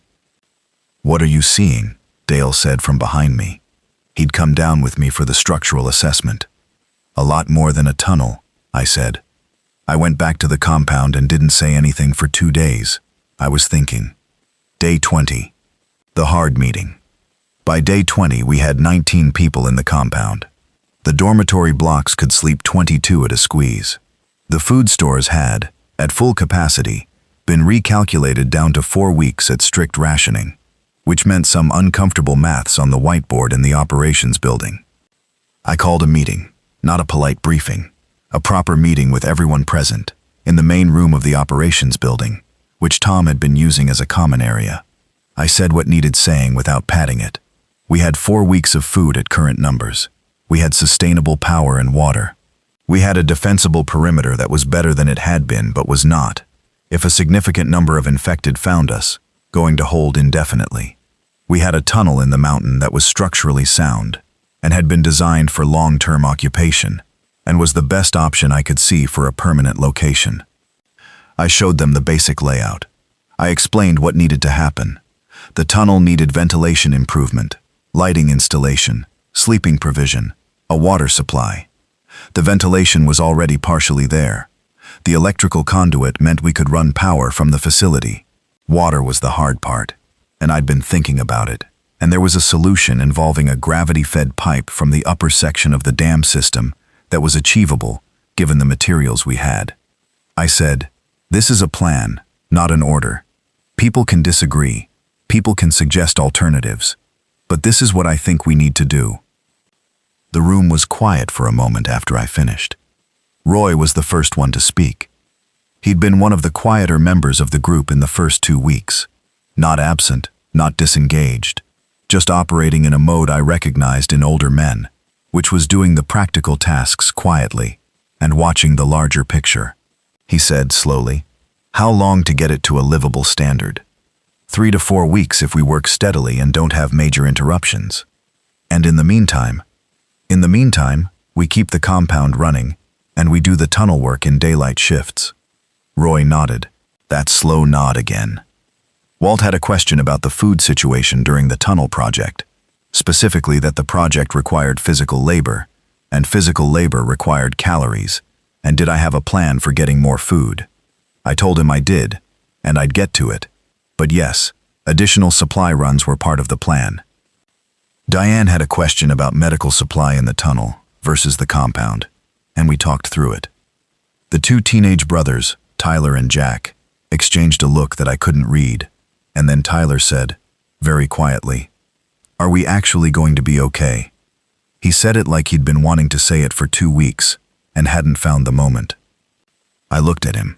He was 16, maybe 17, and he'd been in those hills for 3 days, alone with his younger brother before he found us, and he'd been holding himself together with the particular controlled tension of a teenager who doesn't want to be the one who falls apart. "I think so," I said. "I'm not going to tell you I know, but we have power and water and a plan, and 19 people who are mostly useful and thinking clearly, and I think that's enough to build something that holds." It was the most honest thing I could say. I meant it. Day 23. The supply run that went wrong. We did 3 supply runs in the first 3 weeks, all to Holtborn, all with a similar pattern. Small teams, early morning, quiet approach, specific targets, out fast. The first one to the hardware store, the second to the pharmacy, and a third to the small supermarket that I'd been avoiding, because a supermarket was more likely to be a target for other survivors, and therefore more likely to be a scene than a pharmacy or hardware store. I was right about that. We went in 2 vehicles, the Defender, which I drove, and Tom's pickup, which Walt drove. 5 of us. Me, Walt, Nat, Owen, and Greg, who was now recovered enough for active work. We'd scouted the supermarket car park from the road the previous day, and it had looked clear. A handful of infected in the area, but not concentrated. The store itself looking intact. It was not clear. The car park was clear, but the store had 2 people in it, not infected. 2 men, mid-40s to mid-50s, with a van at the loading dock at the back, loading food systematically. We walked into this from the front entrance without knowing about them, which was a planning failure I should have anticipated, checking only the visible approaches without identifying the loading dock. My mistake. I own it. We saw each other simultaneously. I was about 20 feet into the store, Nat behind me, when I saw the first man near the tinned food aisle with a trolley. He saw me. We both stopped. A moment that could go several ways. I was acutely aware of all the ways it could go. The man said, "We saw your vehicles outside. We're not looking for conflict," I said. "We've got a place. We need supplies. That's all we're here for." He looked at me for a second. Then he called back toward the loading dock. "Rick, come here." And a second man appeared from behind the dock door. This was the one who set off my instincts. Bigger, more tense. A particular way of standing that suggested he was thinking about the fact that his van was at the back of the store and our vehicles were at the front. Rick looked at me and then at Walt, who had come up behind me. He said, "How many?" "Enough," I said, which was not exactly accurate since we had 5 people and they appeared to have 2, but the tone of the answer mattered more than the number. "Where are you?" the first man said. "Somewhere safe. You?" He looked at Rick. Rick looked at the first man. The first man said, "We've got a place too. Farm, east of here, 12 miles. About 30 people." 30 people. I noted that. Much larger group than us. "We come through here every few days," he continued. "Take what we need, leave some for others. We don't fight over it." That last sentence was both a statement and a policy, and a slight warning, delivered very neutrally. I respected the delivery. "Neither do we," I said. "His name was Grant," he said. He didn't say the other man's name again. We did what I'd describe as a loose and slightly wary negotiation that lasted about 20 minutes, during which we agreed on which sections of the store we'd each take and didn't interfere with each other. Grant's group had already been through the fresh food sections in the first few days, all of it gone, and had taken most of the tinned meat. They were now on dry goods. We went to the pharmaceutical aisle, the household cleaning and utility supplies, the remaining tinned vegetables, and the bakery area, where there were still enormous bags of flour and yeast and dried fruit. When we were loading out at the front, Grant came to the door. "That farm I mentioned," he said, "east of Holtbourne, 12 miles. It's called Rowan Farm. If you're short of something, or there's a problem, that's where we are." I said thank you, and put it in my head, the way I put all potentially useful information, stored, not acted on immediately, revisited when relevant. We drove back. The run had been complicated, but we'd come out of it with a full load and knowledge of another survivor group. Both were useful. I told the compound about Grant and Rowan Farm when we got back. I didn't editorialize. I said there was another group, larger than ours, 12 miles east, apparently organized. I said we had a name and location. Walt's reaction was one thing. 30 people is a lot. Good to know they're not hostile. Roy's reaction was another thing. 30 people also means 30 people needing supplies, from the same places we're using. Both right. Both worth holding. Day 28. The tunnel begins. I'm going to try to describe the work on the tunnel without making it sound like a montage in a film, because it wasn't. It was hard physical labor in a confined space, with inadequate light in the early stages, and the constant background stress of the outside world sitting 300 meters away. What we needed to do, in structural terms, upgrade the ventilation, run electrical cable from the facility to the tunnel, create sleeping provision for up to 30 people. I was planning for growth, not just our current numbers, install a water supply, and do a thorough assessment and repair of the existing lining cracks. The ventilation came first, because without it the tunnel was stale in a way that became uncomfortable after 2 hours. The original duct ran from the tunnel to a vent on the mountainside. I'd found it when I'd walked the exterior during the scouting the previous week. A grilled vent opening in a rock face, barely visible, overgrown. Clean it out, reinstall the original impeller fan with power from the facility, and the airflow was functional within 2 days. The air in the tunnel after that was cool and dry and slightly mineral from the rock. The electrical run was Dale's domain. He had an electrical background from an installation apprenticeship he'd done in his early 20s. Never finished, but retained. And he was grateful for something to apply it to. He ran conduit from the facility junction box through the maintenance shaft and into the tunnel, installed a row of strip LED fixtures along the ceiling, and had it running by day 30. The light in the tunnel after that was even and clean, which changed the psychological character of the space considerably. Sleeping provision. I was trying to build berthing, not cots on the floor. Something fixed, durable, integrated into the structure. We had enough timber from the equipment storage bay, a stack of treated posts that had been used for a previous site job and never collected, to frame something. Roy and Walt and Owen did most of this work, and did it well. I designed a simple double-tiered bunk arrangement that used the tunnel walls as one side of the frame, which reduced the material needed and made the structure more stable. We got 16 berths in by day 35 and planned for 30 by the end of the project. Water was the problem.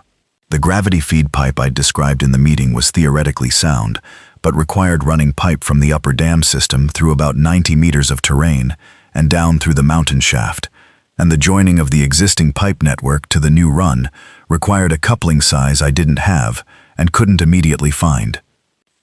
Owen came back from a solo scout on day 32 with a length of copper pipe he'd found at a farmhouse 3 miles east of the valley. Exactly the right diameter. He'd carried it on his shoulder for 3 miles through mixed terrain and arrived at the compound looking pleased with himself and slightly murderous about the weight. We got water to the tunnel on day 35. A cold tap, basically, running into a stone and mortar trough that Roy built at one end of the tunnel space. Not luxurious, completely adequate. Meanwhile, outside. I've been somewhat linear about this, but I want to make clear that the tunnel work happened while the compound continued to function, and continue, and have the events it had. Days 28 to 40 were not quiet. Let me tell you what else was going on. On day 29, the infected reached our access track for the first time. Tom, on watch, spotted a group of 8 or 9 drifting up the track from the main road. He didn't panic. Tom never panicked. He came to get me. We let the directional speaker do its job. The speaker at the northeast corner was running, and when the infected came far enough up the track to hear it, the majority turned and moved toward it. 2 of them didn't follow the redirect and reached the main gate. 2 infected at the main gate is not a crisis. The gate held. They pushed at it and scraped at it, and eventually one fell and couldn't get up. I've seen infected fall on uneven ground and have real difficulty writing. Apparently the coordination required is not there. And the other drifted away following a new sound. We watched and waited, and they both eventually cleared. But it told me 2 things. The compound was not invisible, and the access track was a funnel that could bring infected directly to the gate. I started thinking about the track. On day 31, Lena got sick. Not infected. She had a bad chest infection that Diane identified as probably bacterial, and that went through a course of the amoxicillin from the pharmacy run. It resolved in 10 days, but it was a reminder of how quickly an ordinary illness could become serious without access to a hospital. Kevin spent those 10 days visibly holding himself together and doing twice his usual share of physical work, which is what Kevin does when he's frightened about something. I did not say anything about it to him, and he did not say anything about it to me. And at the end of the 10 days, when Diane said Lena was through it, Kevin went to the equipment bay on his own and stayed there for about an hour, and when he came back out, his eyes were slightly red. On day 33, something happened that I've been calling the night of the noise, and I want to describe it accurately. At around 2 a.m., a sound started somewhere southeast of the valley. Not a consistent sound. It rose and fell, It had the quality of a crowd, which is to say it was many individual sounds blending into a single wave of undifferentiated noise. I was awake because I sleep badly, and I heard it from my bunk, and lay there for a moment cataloging it. It was coming from the direction of Whitbury, which is 8 miles southeast. It took me a while to understand what I was hearing. I was hearing a horde moving, many infected, not organized, not coordinated, just moving in the same general direction and making the sounds they make. A collection of inarticulate, continuous sound that carried on night air across 8 miles of open terrain. It was the sound of the scale of the problem heard at distance, and it lasted for about 20 minutes before it faded, either because it moved away or because the atmospheric conditions changed. I lay in my bunk and listened to it. Claire was awake. I could tell from her breathing. She didn't speak, and neither did I. We lay there in the dark listening to it. In the morning, I told everyone what I'd heard, and I said it changed our timeline for the tunnel. We needed to be able to shelter in the tunnel within 3 weeks, which meant we needed to accelerate the sleeping provision work and get the food stores at least partially moved up. Roy said, "Do we have 3 weeks?" "I think so. The compound perimeter is sound. The tunnel is functional now.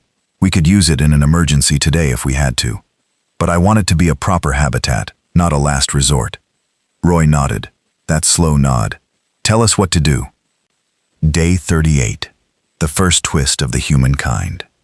I've been saving this because I don't entirely know how to talk about it. It involves Walt Decker, and it involves something I found out before I was told about it, and I'm not sure what the right order is to present it in. I found, while doing a routine check of the operations building, that the shortwave radio, the good one, the one from the equipment bay, had been moved. It was back in roughly the right place, but it had been moved and replaced slightly differently than I keep things. I have a specific way of putting equipment back. It's an ingrained habit from years of site work, and when something has been moved and replaced, it's not invisible to me. I asked Tom and Ruth if they'd moved it. No.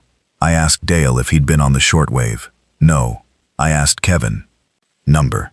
I spent about 2 hours thinking about who else had access to the operations building, which was theoretically everyone, and who among the group would use the shortwave without mentioning it. I narrowed it down to 3 people: Walt, Owen, and Grant. Wait, Grant wasn't in the compound. That left Walt and Owen.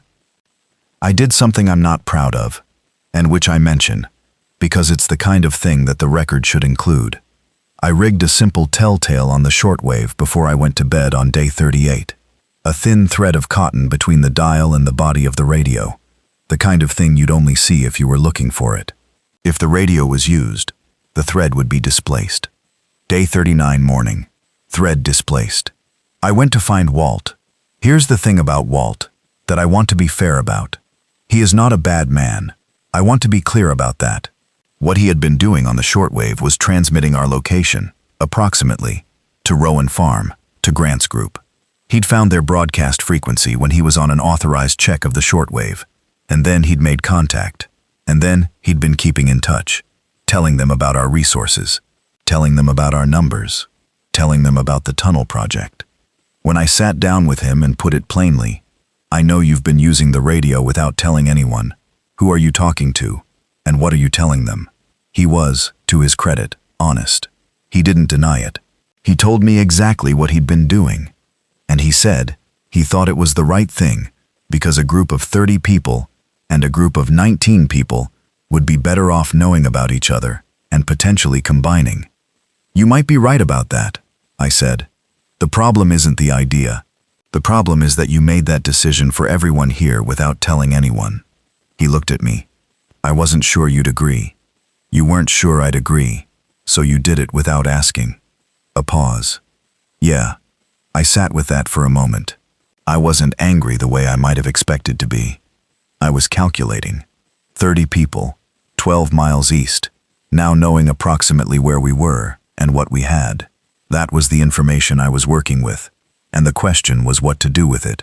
"What's the state of Rowan Farm?" I said. "Tell me everything they told you." He told me. It was, honestly, not what I'd feared. Grant's group, Rowan Farm, had a functioning farm, obviously, which meant food production, which meant they were in a food position that we couldn't match. They had numbers. They did not have the kind of infrastructure we had: power, treated water, the tunnel. They were sleeping rough in farm buildings with no real fortification beyond locked doors. And they had the same kind of inadequate medical provision everyone outside of us had. They want to combine, Walt said. I figured. They want to come here. I thought about the tunnel. 30 more people in the tunnel project was not feasible in the current timeline. 30 more people in the compound was beyond what the food stores could support, even with Rowan Farms' agricultural production added to the picture. I need to meet Grant, I said. He said the same thing about you. We arranged a meeting. Day 41. Grant. Grant's full name was Grant Ashby.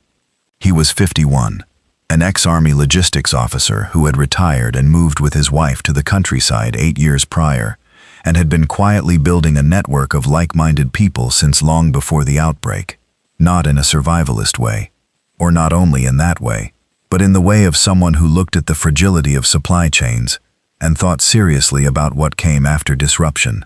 He had, in the 8 years since retirement, befriended farmers and local tradespeople, and a small number of people with specific useful skills. His 30-person group was the output of those 8 years. It included people who could grow food, raise animals, maintain vehicles, treat injuries, and manage livestock. It included his wife Sandra, who was an accountant and also had a particular talent for logistics, stock management, scheduling, resource allocation.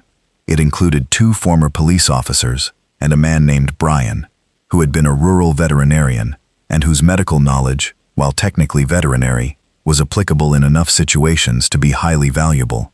Grant also had the specific quality I'd been expecting in someone who'd put 30 people together under pressure, which was that he was very good at assessing people quickly and at being simultaneously warm and watchful. He shook my hand at the compound gate, came inside at my invitation, looked around the compound with careful eyes, and said nothing for 2 minutes. Then he said, "That fence is well maintained." "Thank you." He looked at the operations building, the dormitory blocks, the equipment bay. "You're an engineer. Structural. You were in logistics." He smiled slightly. "Walt talks. Walt does talk. That's not entirely bad." We sat in the operations building for 2 hours. Claire was there, and Roy, and Nat. Grant had brought Sandra and one of the former police officers, a woman named Bev Holst, who said nothing for the entire meeting and watched everyone in the room with very steady eyes. Grant made his case directly. Rowan Farm was exposed. The buildings were old and the doors were eventually going to fail, and in winter they'd have heat problems. They needed something more permanent. He knew about the tunnel, from Walt. He understood that combining resources was a better option than competing for the same limited supply areas. What he was proposing, in essence, was a merger. His people, our infrastructure, combined food production. I'd been thinking about it since Walt told me, and the answer I'd come to, which I'd talked through with Claire the night before, was yes, with conditions. Yes, because 30-plus people with agricultural capacity was a better foundation than 19 without. Yes, because Grant was clearly a competent organizer, and I was not going to have to do everything myself. Yes, because the tunnel was big enough if we finished the project properly, and the project needed more hands. The conditions: integration, not annexation. They came to the compound, and eventually the tunnel, but we ran the place by consensus of the whole group, not by whoever had the most people. I maintained responsibility for structural and engineering decisions. Grant maintained responsibility for logistics and food. No one person ran the group alone. Grant looked at me for a long second. Then he looked at Sandra. Sandra looked at her hands and then at me. "Works for me," Grant said. "What about Bev?" I said. I was watching Bev. Bev Holst looked at me and said, in her first words of the meeting, "I've been listening since I came in here. You said things that are right and you stopped talking before you said things you didn't know. That's a good sign." I liked Bev Holst. "Okay," she said. "Yes, we agree. Day 45 to day 60. The merge." This is the part where I would need to write a separate account to do it justice, because the combining of two groups of people who didn't know each other and had developed different habits and expectations in the same first 6 weeks of the end of the world is not a simple or clean process. What I'll say is that it was managed, mostly, by the fact that the work itself was enormous, and everyone who came had something to contribute, and that shared work is a better foundation for community than shared values. Grant's group arrived in waves over 3 days, bringing what they could carry and drive: 2 farm vehicles, an old tractor and a flatbed that had been used for hay bales that turned out to be enormously useful, Rowan Farms food production supplies, seed stock, hand tools, cold frames, a small gasoline cultivator, 300 chickens that we absolutely could not house in the compound in any sensible way, and which led to the construction of a poultry pen in the field immediately adjacent to the east fence, which required 3 days of fence extension work. The chickens, by the way, became one of the most important things in the compound in the months that followed. Eggs are an extraordinarily efficient food source. Brian, the veterinarian, managed the flock's health. Ruth, who had kept chickens as a child and never lost the knowledge, took over their daily management with an enthusiasm that suggested she'd been waiting for an outlet for it. Sandra Ashby turned out to be as good as Grant had implied. She sat down with Claire and Lena and Bridget, who had emerged as the compound's record keeper, a role she'd taken on herself, and within 3 days had produced a combined resource inventory and a revised food plan that stretched our timeline and included Rowan Farms seed stock as a significant factor in the long-term picture. By day 60, we had 49 people in the compound. The tunnel project had been substantially accelerated by the additional workforce. We had 32 sleeping berths in the tunnel, functional ventilation and lighting, water to the trough, and what I was describing as Phase 1 complete. Phase 2, making it a proper long-term habitat, was the plan for the following weeks. I want to tell you about 2 things that happened during this period that don't fit neatly into the account of the merge, but which matter. The first was finding Greg Foss on the shortwave at midnight on day 52. Greg was using the shortwave, not to contact Rowan Farm, not to contact anyone we knew about. He was listening to something, a specific frequency that he'd found, and that he listened to every night, apparently, after everyone else was asleep. I came into the operations building for something else entirely, and found him with the headphones on. He saw me, and didn't immediately take them off. He looked at me for a second with an expression that was, I thought, less guilty than relieved. And then he took the headphones off and said, "There's a transmission. Every night around midnight, same frequency. Someone reciting what sounds like a list of safe locations. Coordinates mostly. Sometimes a name." I sat down. "How long have you been listening?" 3 weeks. "Did you know Walt had been using the radio?" "No." A pause. "Walt and we're not as close as we look. He's my wife's brother. That's it." I digested that. "Show me the frequency." He showed me. We sat there in the operations building until midnight and waited, and at 12:03, the transmission started. A man's voice, very calm, reading coordinates. Grid references.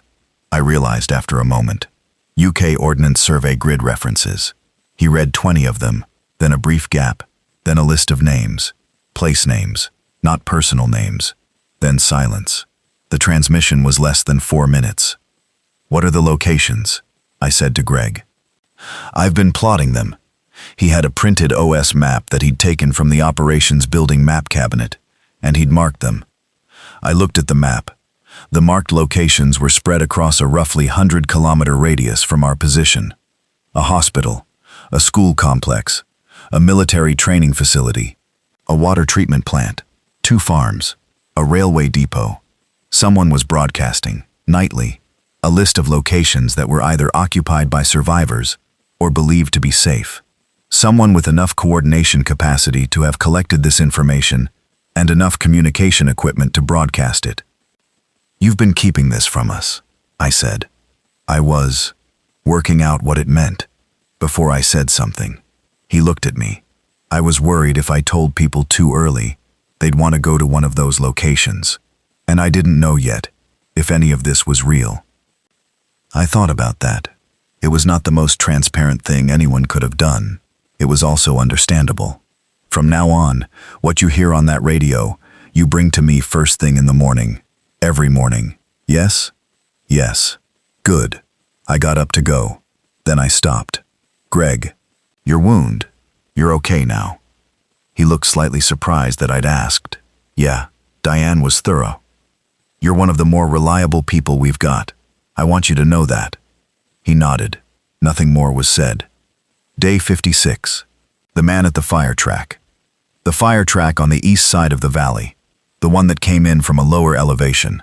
The rougher secondary access. I'd sent Nat to check it on day 20, and she'd confirmed the tire marks Tom had seen. We'd checked it twice more since. Fresh marks each time. Someone using the track regularly. On day 56, at around 3 p.m., I was on the east side of the compound doing a fence maintenance check when I saw, through the chain link, about 60 meters away at the tree line, a man in what looked like a full personal protective suit. Not military. More industrial. The kind of thing you'd see at a chemical plant or biohazard remediation site. Tyvek suit, proper full-face respirator, gloves taped at the wrist. He was standing in the tree line looking at the compound. I stood very still. He was looking, not at me specifically, but at the compound, taking it in. The systematic, unhurried observation of someone assessing a situation. Then he turned and walked back into the trees and was gone. I stood there for a minute. Then I did a practical thing, which was to go back to the operations building and tell Grant and Bev Holst what I'd seen. Bev's reaction was professional. She asked me height, build, what the suit looked like, how he moved, how long he looked. She didn't speculate. Grant said, same person who placed the radio at the main road junction. Possibly.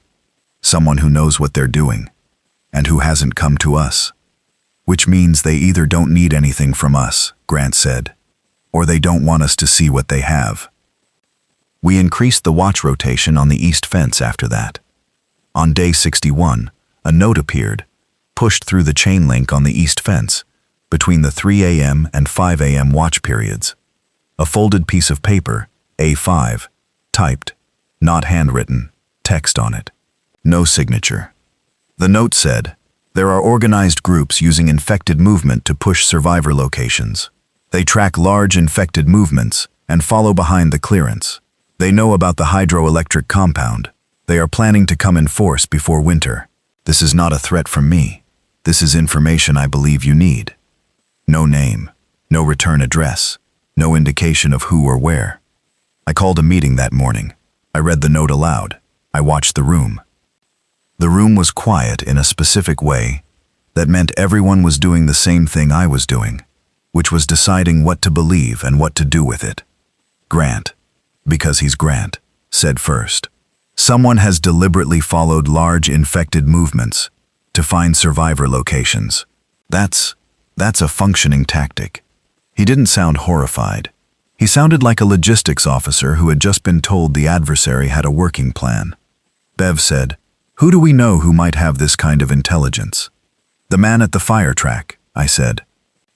Or someone connected to the shortwave broadcast. Both possible. No way to know. We accepted the information as credible. The question was what to do. I had already been thinking about the compound's long-term visibility and the reasons it was going to become less safe over time. The infected issue was the more immediate one, but the human threat was, in some ways, harder to manage because it required understanding motivation and capacity and planning in ways that infected simply didn't require. Infected wanted sound. They were simple in their wants. People were not. We accelerate the tunnel, I said. We treat the compound as a temporary position rather than a permanent one, which is what it always was. We continue to use it as the operational base. But we need the tunnel at full capacity, within 3 weeks, and we need a plan for moving the entire group into it when necessary. Grant looked at me. You really think we can move 49 people into a tunnel in the mountain? 49 and growing. And yes, the capacity is there. The structure is sound. I know because I assessed it. He considered it. If someone is coming with force, and they come to the compound, The compound becomes a decoy, I said. We run the compound lights and the perimeter systems, and the directional speakers from the tunnel. Remote. They come to the compound. They find infrastructure running, but nobody home. And we're in the mountain. The room took that in. Bev Holst said, very quietly, "That's a good plan." It was the nicest thing anyone had said to me in weeks, and I was surprised to find how much it mattered. Day 67 to day 80. 2 things happening at once. The tunnel completion and the incoming threat were running in parallel, and I'm going to try to tell both at the same time, because that's how it actually felt, which was like spinning 2 different plates and trying to make sure neither one stopped. Tunnel work. The sleeping provision hit 36 berths. We'd opened up the sealed end section, carefully, with the understanding that it was a concrete plug and would take time, and found behind it, not the collapse I'd feared, but an additional 20 meters of passage, and, at the end of that, a vertical shaft, similar to the one we'd come down from the facility. An upper exit, I realized. The letter from Whitmore Defense Systems had mentioned an upper maintenance shaft. This was it. Going up took you to a level above the facility, to the mountain ridge, to an exit point in a rock outcropping that was effectively invisible unless you knew exactly where to look. A second exit. You cannot overstate the value of a second exit. That changed the space in my mind. A single entry tunnel is a trap if someone blocks the entrance. A 2-exit tunnel is a through route. We reinforced the upper shaft with an iron ladder from the facility stores, installed a hatch at the top, and suddenly we had a route that went in at the facility level and came out on the ridge, and was entirely within the mountain in between. Nat scouted the ridge exit. She went up and took bearings and came back and said the ridge gave sight lines east and west across the valley approaches, and that from the ridge you could see the main road junction 2 miles away. A natural observation point, essentially, concealed by the rock outcropping that surrounded the exit. We put a watch post there. 2 people, rotating, every daylight hour. The threat, what we were building a picture of, from a combination of the shortwave transmissions, Greg's regular monitoring, which I'd made an official function, and which he was committed to, and a pair of binoculars from the ridge observation post, and Bev Holst's analytical brain, was this. There was a group operating roughly 30 to 40 miles east of us, sizable. Numbers were unclear but suggesting 60 to 100 individuals, that had developed a specific method of finding and taking over survivor locations. They tracked large infected movements, which tended to clear areas of resistance ahead of them. They would follow a major horde movement to a location it had cleared, occupy the cleared position, and then identify the next largest surviving settlement in range. The intelligence from the note, and subsequent intelligence from the shortwave, and from a contact Grant had made at one of the grid reference locations, a man named Dermot, who was at the hospital location 40 kilometers southwest, suggested that our compound was on their list. Dermot had heard of the group through his own intelligence gathering. He called them the Harvesters, which was not what they called themselves but was what the people who'd been taken over called them after. They did not destroy survivor settlements. They absorbed them. They came with overwhelming numbers. Told the existing leadership that the choice was integration on the Harvesters' terms, or conflict, and most groups chose integration. The Harvesters' leader, from what Dermot had been told, was a man called Pete Shorn, former local politician, specific talent for making things sound like your idea. I thought about this a lot. The Harvesters were not the infected. The infected were a physical force that you could manage with engineering and tactics. The Harvesters were a social and organizational force, and the way you managed those was different. If they absorb, not destroy, Claire said when I'd walked her through the intelligence, then there are 2 possible responses: resist or negotiate from strength. Negotiation from strength requires that they want what we have, enough to not just overwhelm us. Don't we have something they don't have? I looked at her. The tunnel. Not just the tunnel. The power, the water, the engineering capacity, the agricultural capacity from Grant's people. If they absorb settlements by offering security, what we're offering is better than what they're offering. She paused. That's leverage. I thought about that for 3 days. I thought about Pete Shorn, about whom I knew almost nothing except Dermot's intelligence and the note. I thought about the timing and the infected patterns we were monitoring from the ridge post and where the harvesters were likely to be in the next 3 to 4 weeks. Then I did something that Grant thought was slightly crazy, and Bev thought was the correct call, and Claire thought was terrifying and probably right. I made contact. Day 82. The radio. Greg tuned to the harvester's known operational frequency, which he'd found through careful cross-referencing of the shortwave transmissions, and some actual detective work that I'd underestimated him for, and I sat at the shortwave and asked for Pete Shorn by name. There was a silence of about 4 minutes, then a voice. He sounded exactly like what Dermot had said, someone who had been very comfortable talking in public spaces, a voice trained for rooms, for boards and councils, smooth without being slippery, if that distinction makes sense. He sounded like someone who was very good at disagreeing with you in a way that made it seem like he was agreeing. "Who am I speaking to?" he said. "Someone who knows you're planning to come to the Aldermere Valley." Another pause. "I know the Aldermere facility. We've done our research." "Then you know it's worth more to you running than taken." A longer pause. He was thinking, or he was doing something that looked like thinking, while he decided what to say. "What are you proposing?" "A conversation, face to face. Neutral location, neutral party." I looked at Grant, who gave me the slightest nod. "We have a mutual contact at the Rowan farm site, 12 miles east of Holtbourne. 3 days from now. 6 people each side, no weapons drawn." "What do you want from this conversation?" "To talk about what a working relationship looks like. We're not interested in fighting you. We're also not interested in being absorbed." He said, 6 people, Rowan farm, 3 days. "Yes, we'll be there." He signed off.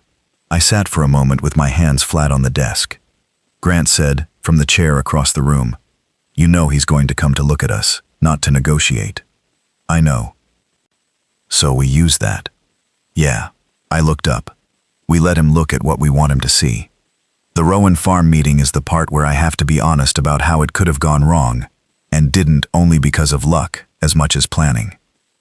Pete Shorn was exactly what his voice had suggested. Mid-50s, well-maintained for someone living through the end of the world. A very specific quality of presence that projected authority without being theatrical about it.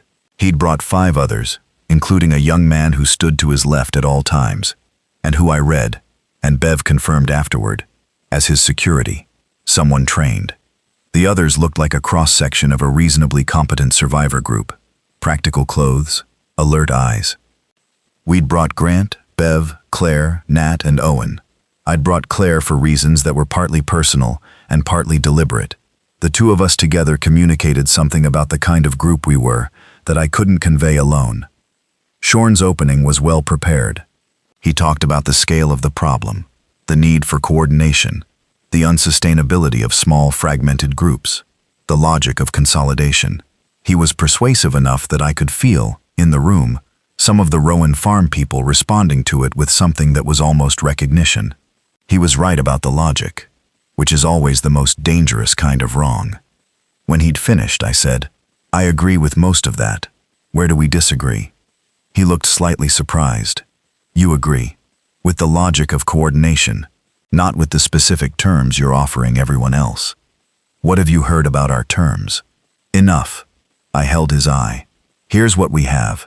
Power, clean water, a permanent underground facility, agricultural capacity, and a structural engineering capability that built all of it. Here's what you have. Numbers and a functioning operational capacity for moving through territory. Neither of us gets the most out of this if one side absorbs the other. We both get more out of it as partners with defined areas of responsibility." He looked at me for a long moment. The man to his left was watching me steadily. "Define the terms," Shorn said. I laid them out. The compound and tunnel remained under the authority of the community that had built it. Shorn's group could access the infrastructure in exchange for a defined contribution. Security capacity, supply operations at distance, intelligence. No hierarchy between groups. A joint council of representatives from both. Majority decisions on anything structural or resource related. And one thing I said very clearly, and watched him take it in. The tunnel location remains known only to the people who live there. Non-negotiable. He sat with that. Sandra Ashby, who had been listening with her eyes focused somewhere above Shorn's head, met my eyes briefly and gave me something that was almost a microscopic nod. Shorn said, "You're offering a partnership, not an absorption." "Yes. What's to stop me just coming to the valley anyway?" "Three things," I said. "One, you lose the infrastructure if you try to take it by force. We will seal the tunnel and destroy the compound assets before we give them up. And then you have an empty facility that's been running on a hidden power source, and which you'll need a structural engineer to understand. Two, your people, the intelligent ones, I can see them from here, know that sustainable infrastructure is worth more than territory right now. Three, I called you first, before you came to us. Think about what that means about our confidence in the position we're standing in." The room was quiet for a second. Shorn said, "You knew about us before we knew about you. We've been monitoring the shortwave for 6 weeks, and we have friends." It wasn't true exactly. We had one friend, the anonymous hazmat suit man who still hadn't revealed himself, and Dermot at the hospital. But the implication of a larger network was useful and not entirely dishonest. Shorn studied me for what felt like a long time. Then he said, "Your wife." I looked at him. "She's been watching my people since we sat down," he said. "She's been reading everyone in this room. She's calmer than you, you know. You're very slightly tense. She's not at all." I looked at Claire. She looked back at me. "She's usually right," I said. Shorn said, "I need 3 days. Take them." We shook hands, and we both drove back to our respective places. And for 3 days, I thought about nothing else, and slept badly, and spent too much time in the tunnel, doing measurements that didn't need doing, because I needed somewhere to put my body, while my head ran scenarios. On the 3rd day, Shorn contacted us on the shortwave and said yes. He said yes to all the terms, including the tunnel non-disclosure. He said it in 2 sentences and asked when we could start coordinating. I told him I needed a week to prepare for the initial coordination meeting, and he said that was fine, and we went back to work. Day 90. After. The week after Shorn said yes was the strangest week of the whole period, in a way. Not good strange, and not bad strange. Just the particular strangeness of knowing that the immediate existential threat had been, for now, managed, and that what remained was the long work of building something that might actually last. I want to tell you about a few moments from that week that don't fit the main narrative, but which I think about. Bridget, Claire's mother, came to find me on day 90 in the tunnel. I was doing measurements, and sat on the end of a workbench with her hands in her lap, and said she wanted to tell me something. I said, "Of course." She said, when Claire was 8 years old, she used to bring home injured birds. Not just once, not as a phase. Constantly. She'd find them, and bring them back, and insist on nursing them, and most of them died, and she was devastated every time, and she kept doing it. And Bridget had thought, when Claire was 8, that her daughter was going to have a very hard life because of this, because she felt things so directly, and refused to develop the protective layer of distance that most people build automatically. "I'm glad she married you," Bridget said. "I'm not saying that because I have to. I'm saying it because you're the kind of person who would go back to a car park for a ring, and that means you understand her." I didn't know what to say to that. I said thank you. "I'm also saying," Bridget continued, "that you don't always have to make all the decisions alone. Roy and I were geography teachers. We understand terrain and community, and the movement of groups through landscapes. We're not useless. I know you're not. Make more use of us then." She got up and left. I stood in the tunnel holding my measuring tape. She was right. I'd been treating the older people in the group as people to protect rather than people to consult, and that was a failure of assumptions. Roy's terrain knowledge and Bridget's organizational instinct had been underutilized for 3 months, and I addressed that starting the following morning. Dale told me something on day 91 that I want to include because it surprised me. He told me he'd been in contact, via the shortwave network, with our parents. Not in real time. Through a relay. The shortwave network Greg monitored was connected to a wider network. and through a series of relayed messages, he'd confirmed that our parents, who lived on the south coast, were alive and in a survivor settlement at a school complex that appeared to be one of the locations on Greg's map. I sat with that information for a long time. I knew they were alive. I did not know how to get to them, or if trying would be sensible, or if the situation at the school complex was stable. I added it to the list of things that were known and not immediately actionable, and promised myself I'd come back to it. Lena, recovered from her chest infection, had taken on the role of teaching the two youngest children, Caroline's daughters Hannah and Phoebe, basic mathematics and literacy, which had become necessary in an obvious way once it was clear we were going to be in this place for months rather than weeks. The two of them did lessons in the operations building every morning. I walked past the window once and saw them at the whiteboard, Lena writing a long multiplication, the two girls copying it down with the specific concentrated tongue expression of children working, and the mundanity of it.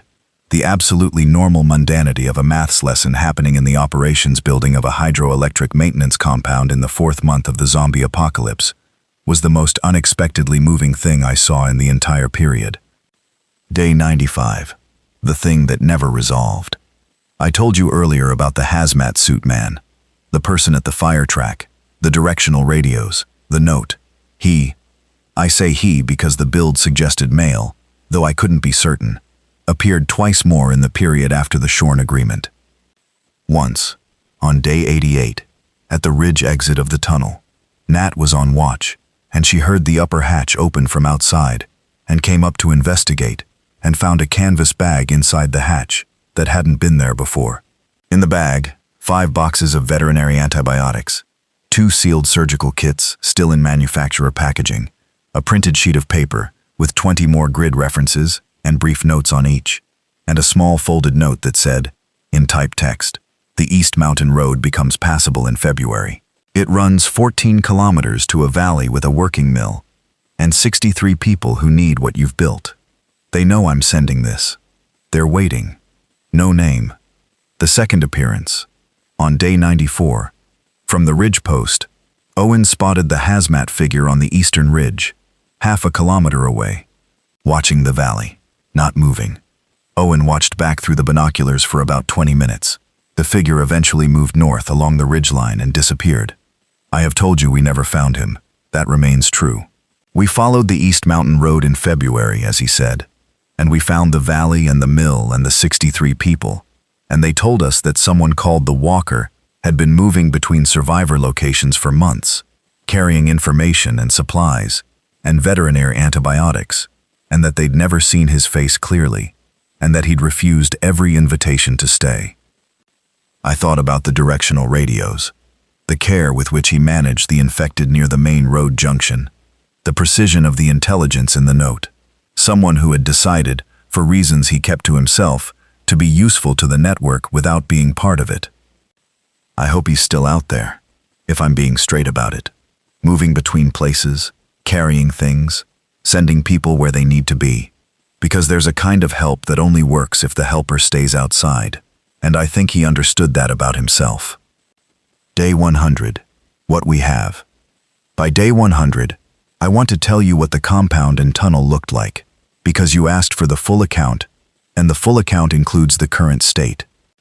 Tunnel, 44 sleeping berths, full electrical running from the facility turbines, water from the gravity-fed pipe to the stone trough, and a second water point I'd added at the upper passage section, a ventilation system that keeps the air dry and breathable indefinitely, a small workroom fitted with the basic toolkit, a medical station that Diane had set up with the supplies from the pharmacy run, and the veterinary kit from the walker's bag, 3 radio units, including the shortwave, wired in from a relay through the tunnel walls.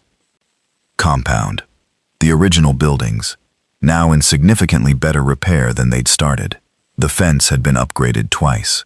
The west slope section now had an upper run of chain link on angle iron posts that brought the effective height back to 8 feet on the outside. The poultry enclosure was running 68 birds. The flock had grown. Brian had managed several successful clutch cycles.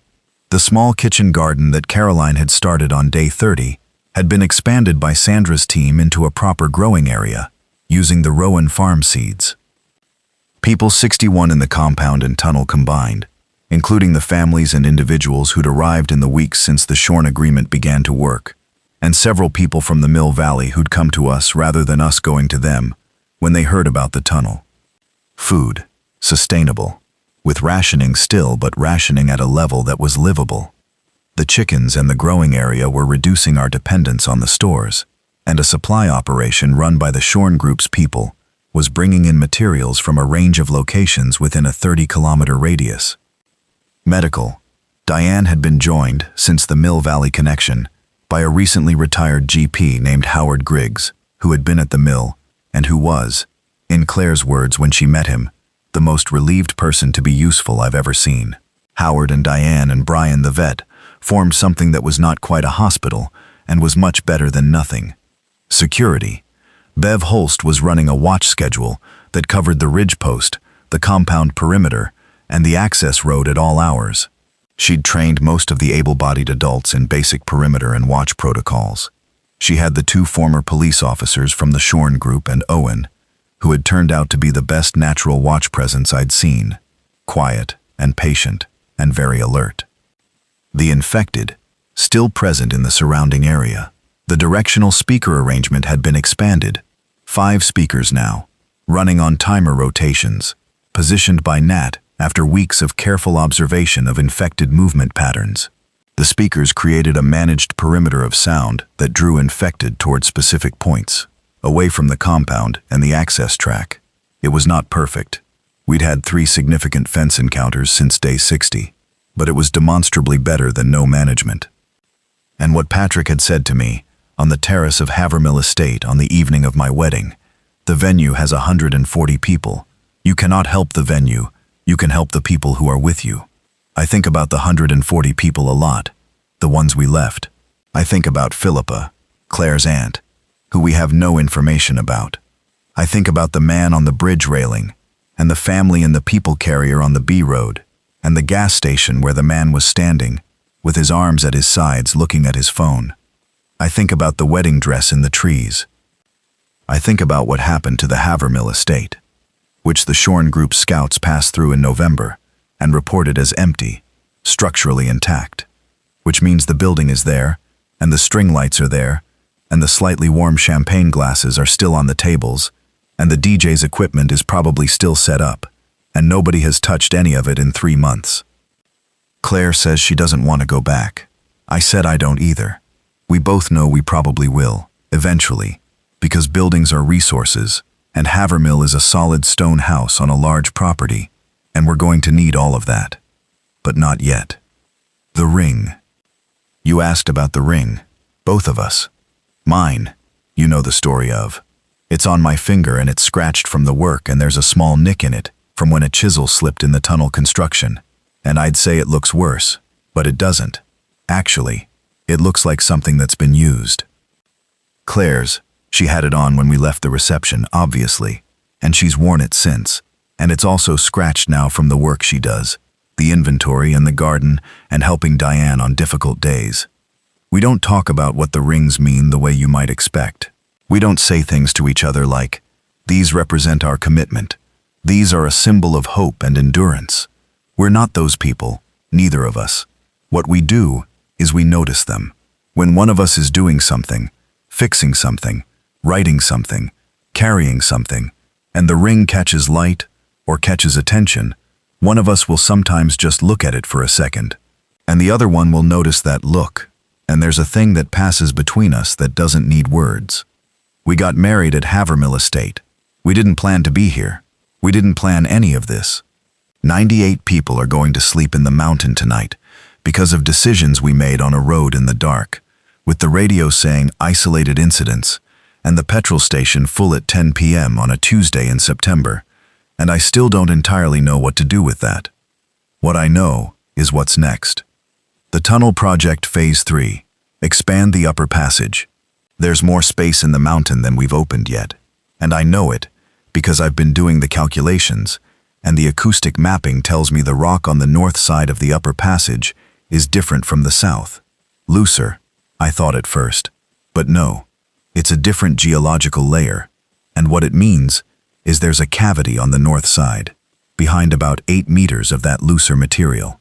I don't know what's in the cavity. It might be nothing. It might be an empty chamber that we can use. It might be something from the MOD contractor's inventory that they sealed up in 1991 along with the tunnel section. I'm going to find out. What I also know is what's coming. The horde sound I heard at 2 a.m. on day 33. The one that lasted 20 minutes and faded. It's back. Not every night. Maybe 3 nights a week now. Closer than it was.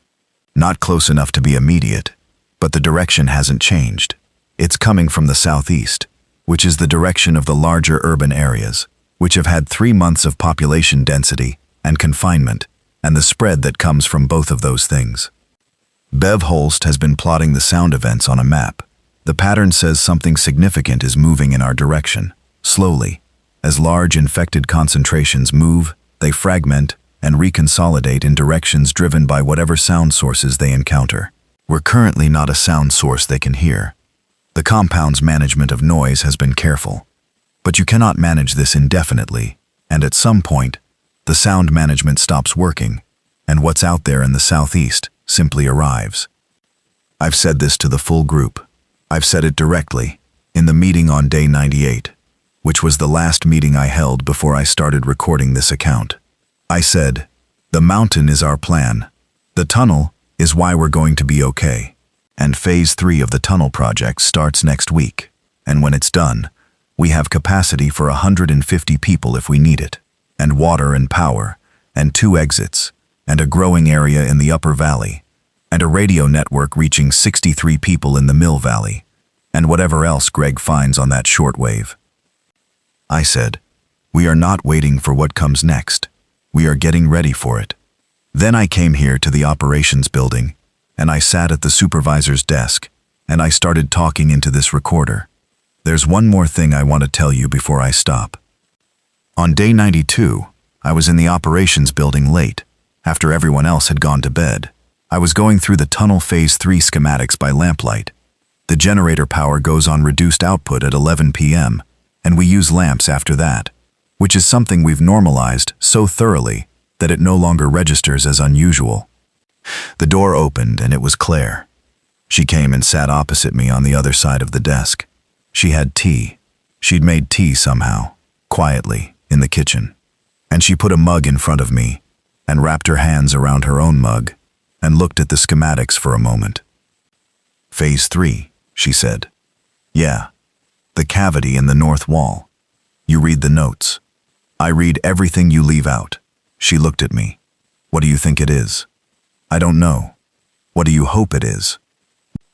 I thought about that. I thought about the 1991 letter and the MOD contractor, and the phrase inventory assessment and the phrase completed and sealed. I thought about what the British government might have put in a sealed tunnel in a remote mountain in 1991. I hope it's nothing dramatic, I said, which was true. I hope it's a few crates of old tinned food and some decommissioned equipment. And if it's not, I looked at the schematic, at the acoustic anomaly I'd mapped, the place where the mountain made the wrong kind of quiet. Then we deal with whatever it is. She nodded. She sipped her tea. We sat there for a while, in the operations building, in the lamplight, with the shortwave turned down low, and Greg's midnight transmission probably just starting somewhere in the frequency spectrum, and the turbines doing their constant low breath through the floor, and the whole mountain sitting out there in the dark, with whatever it had in its north wall, waiting. On my left hand, the scratched ring caught the lamplight. On her left hand, the same. We didn't say anything for a while. We didn't need to. Then I picked up the pencil and went back to the schematic, and Claire got up and said she was going to bed, and she paused at the door and looked back at me. Come to bed before 2, she said. I'll try. She left. I kept drawing. Outside, somewhere in the southeast, something was moving.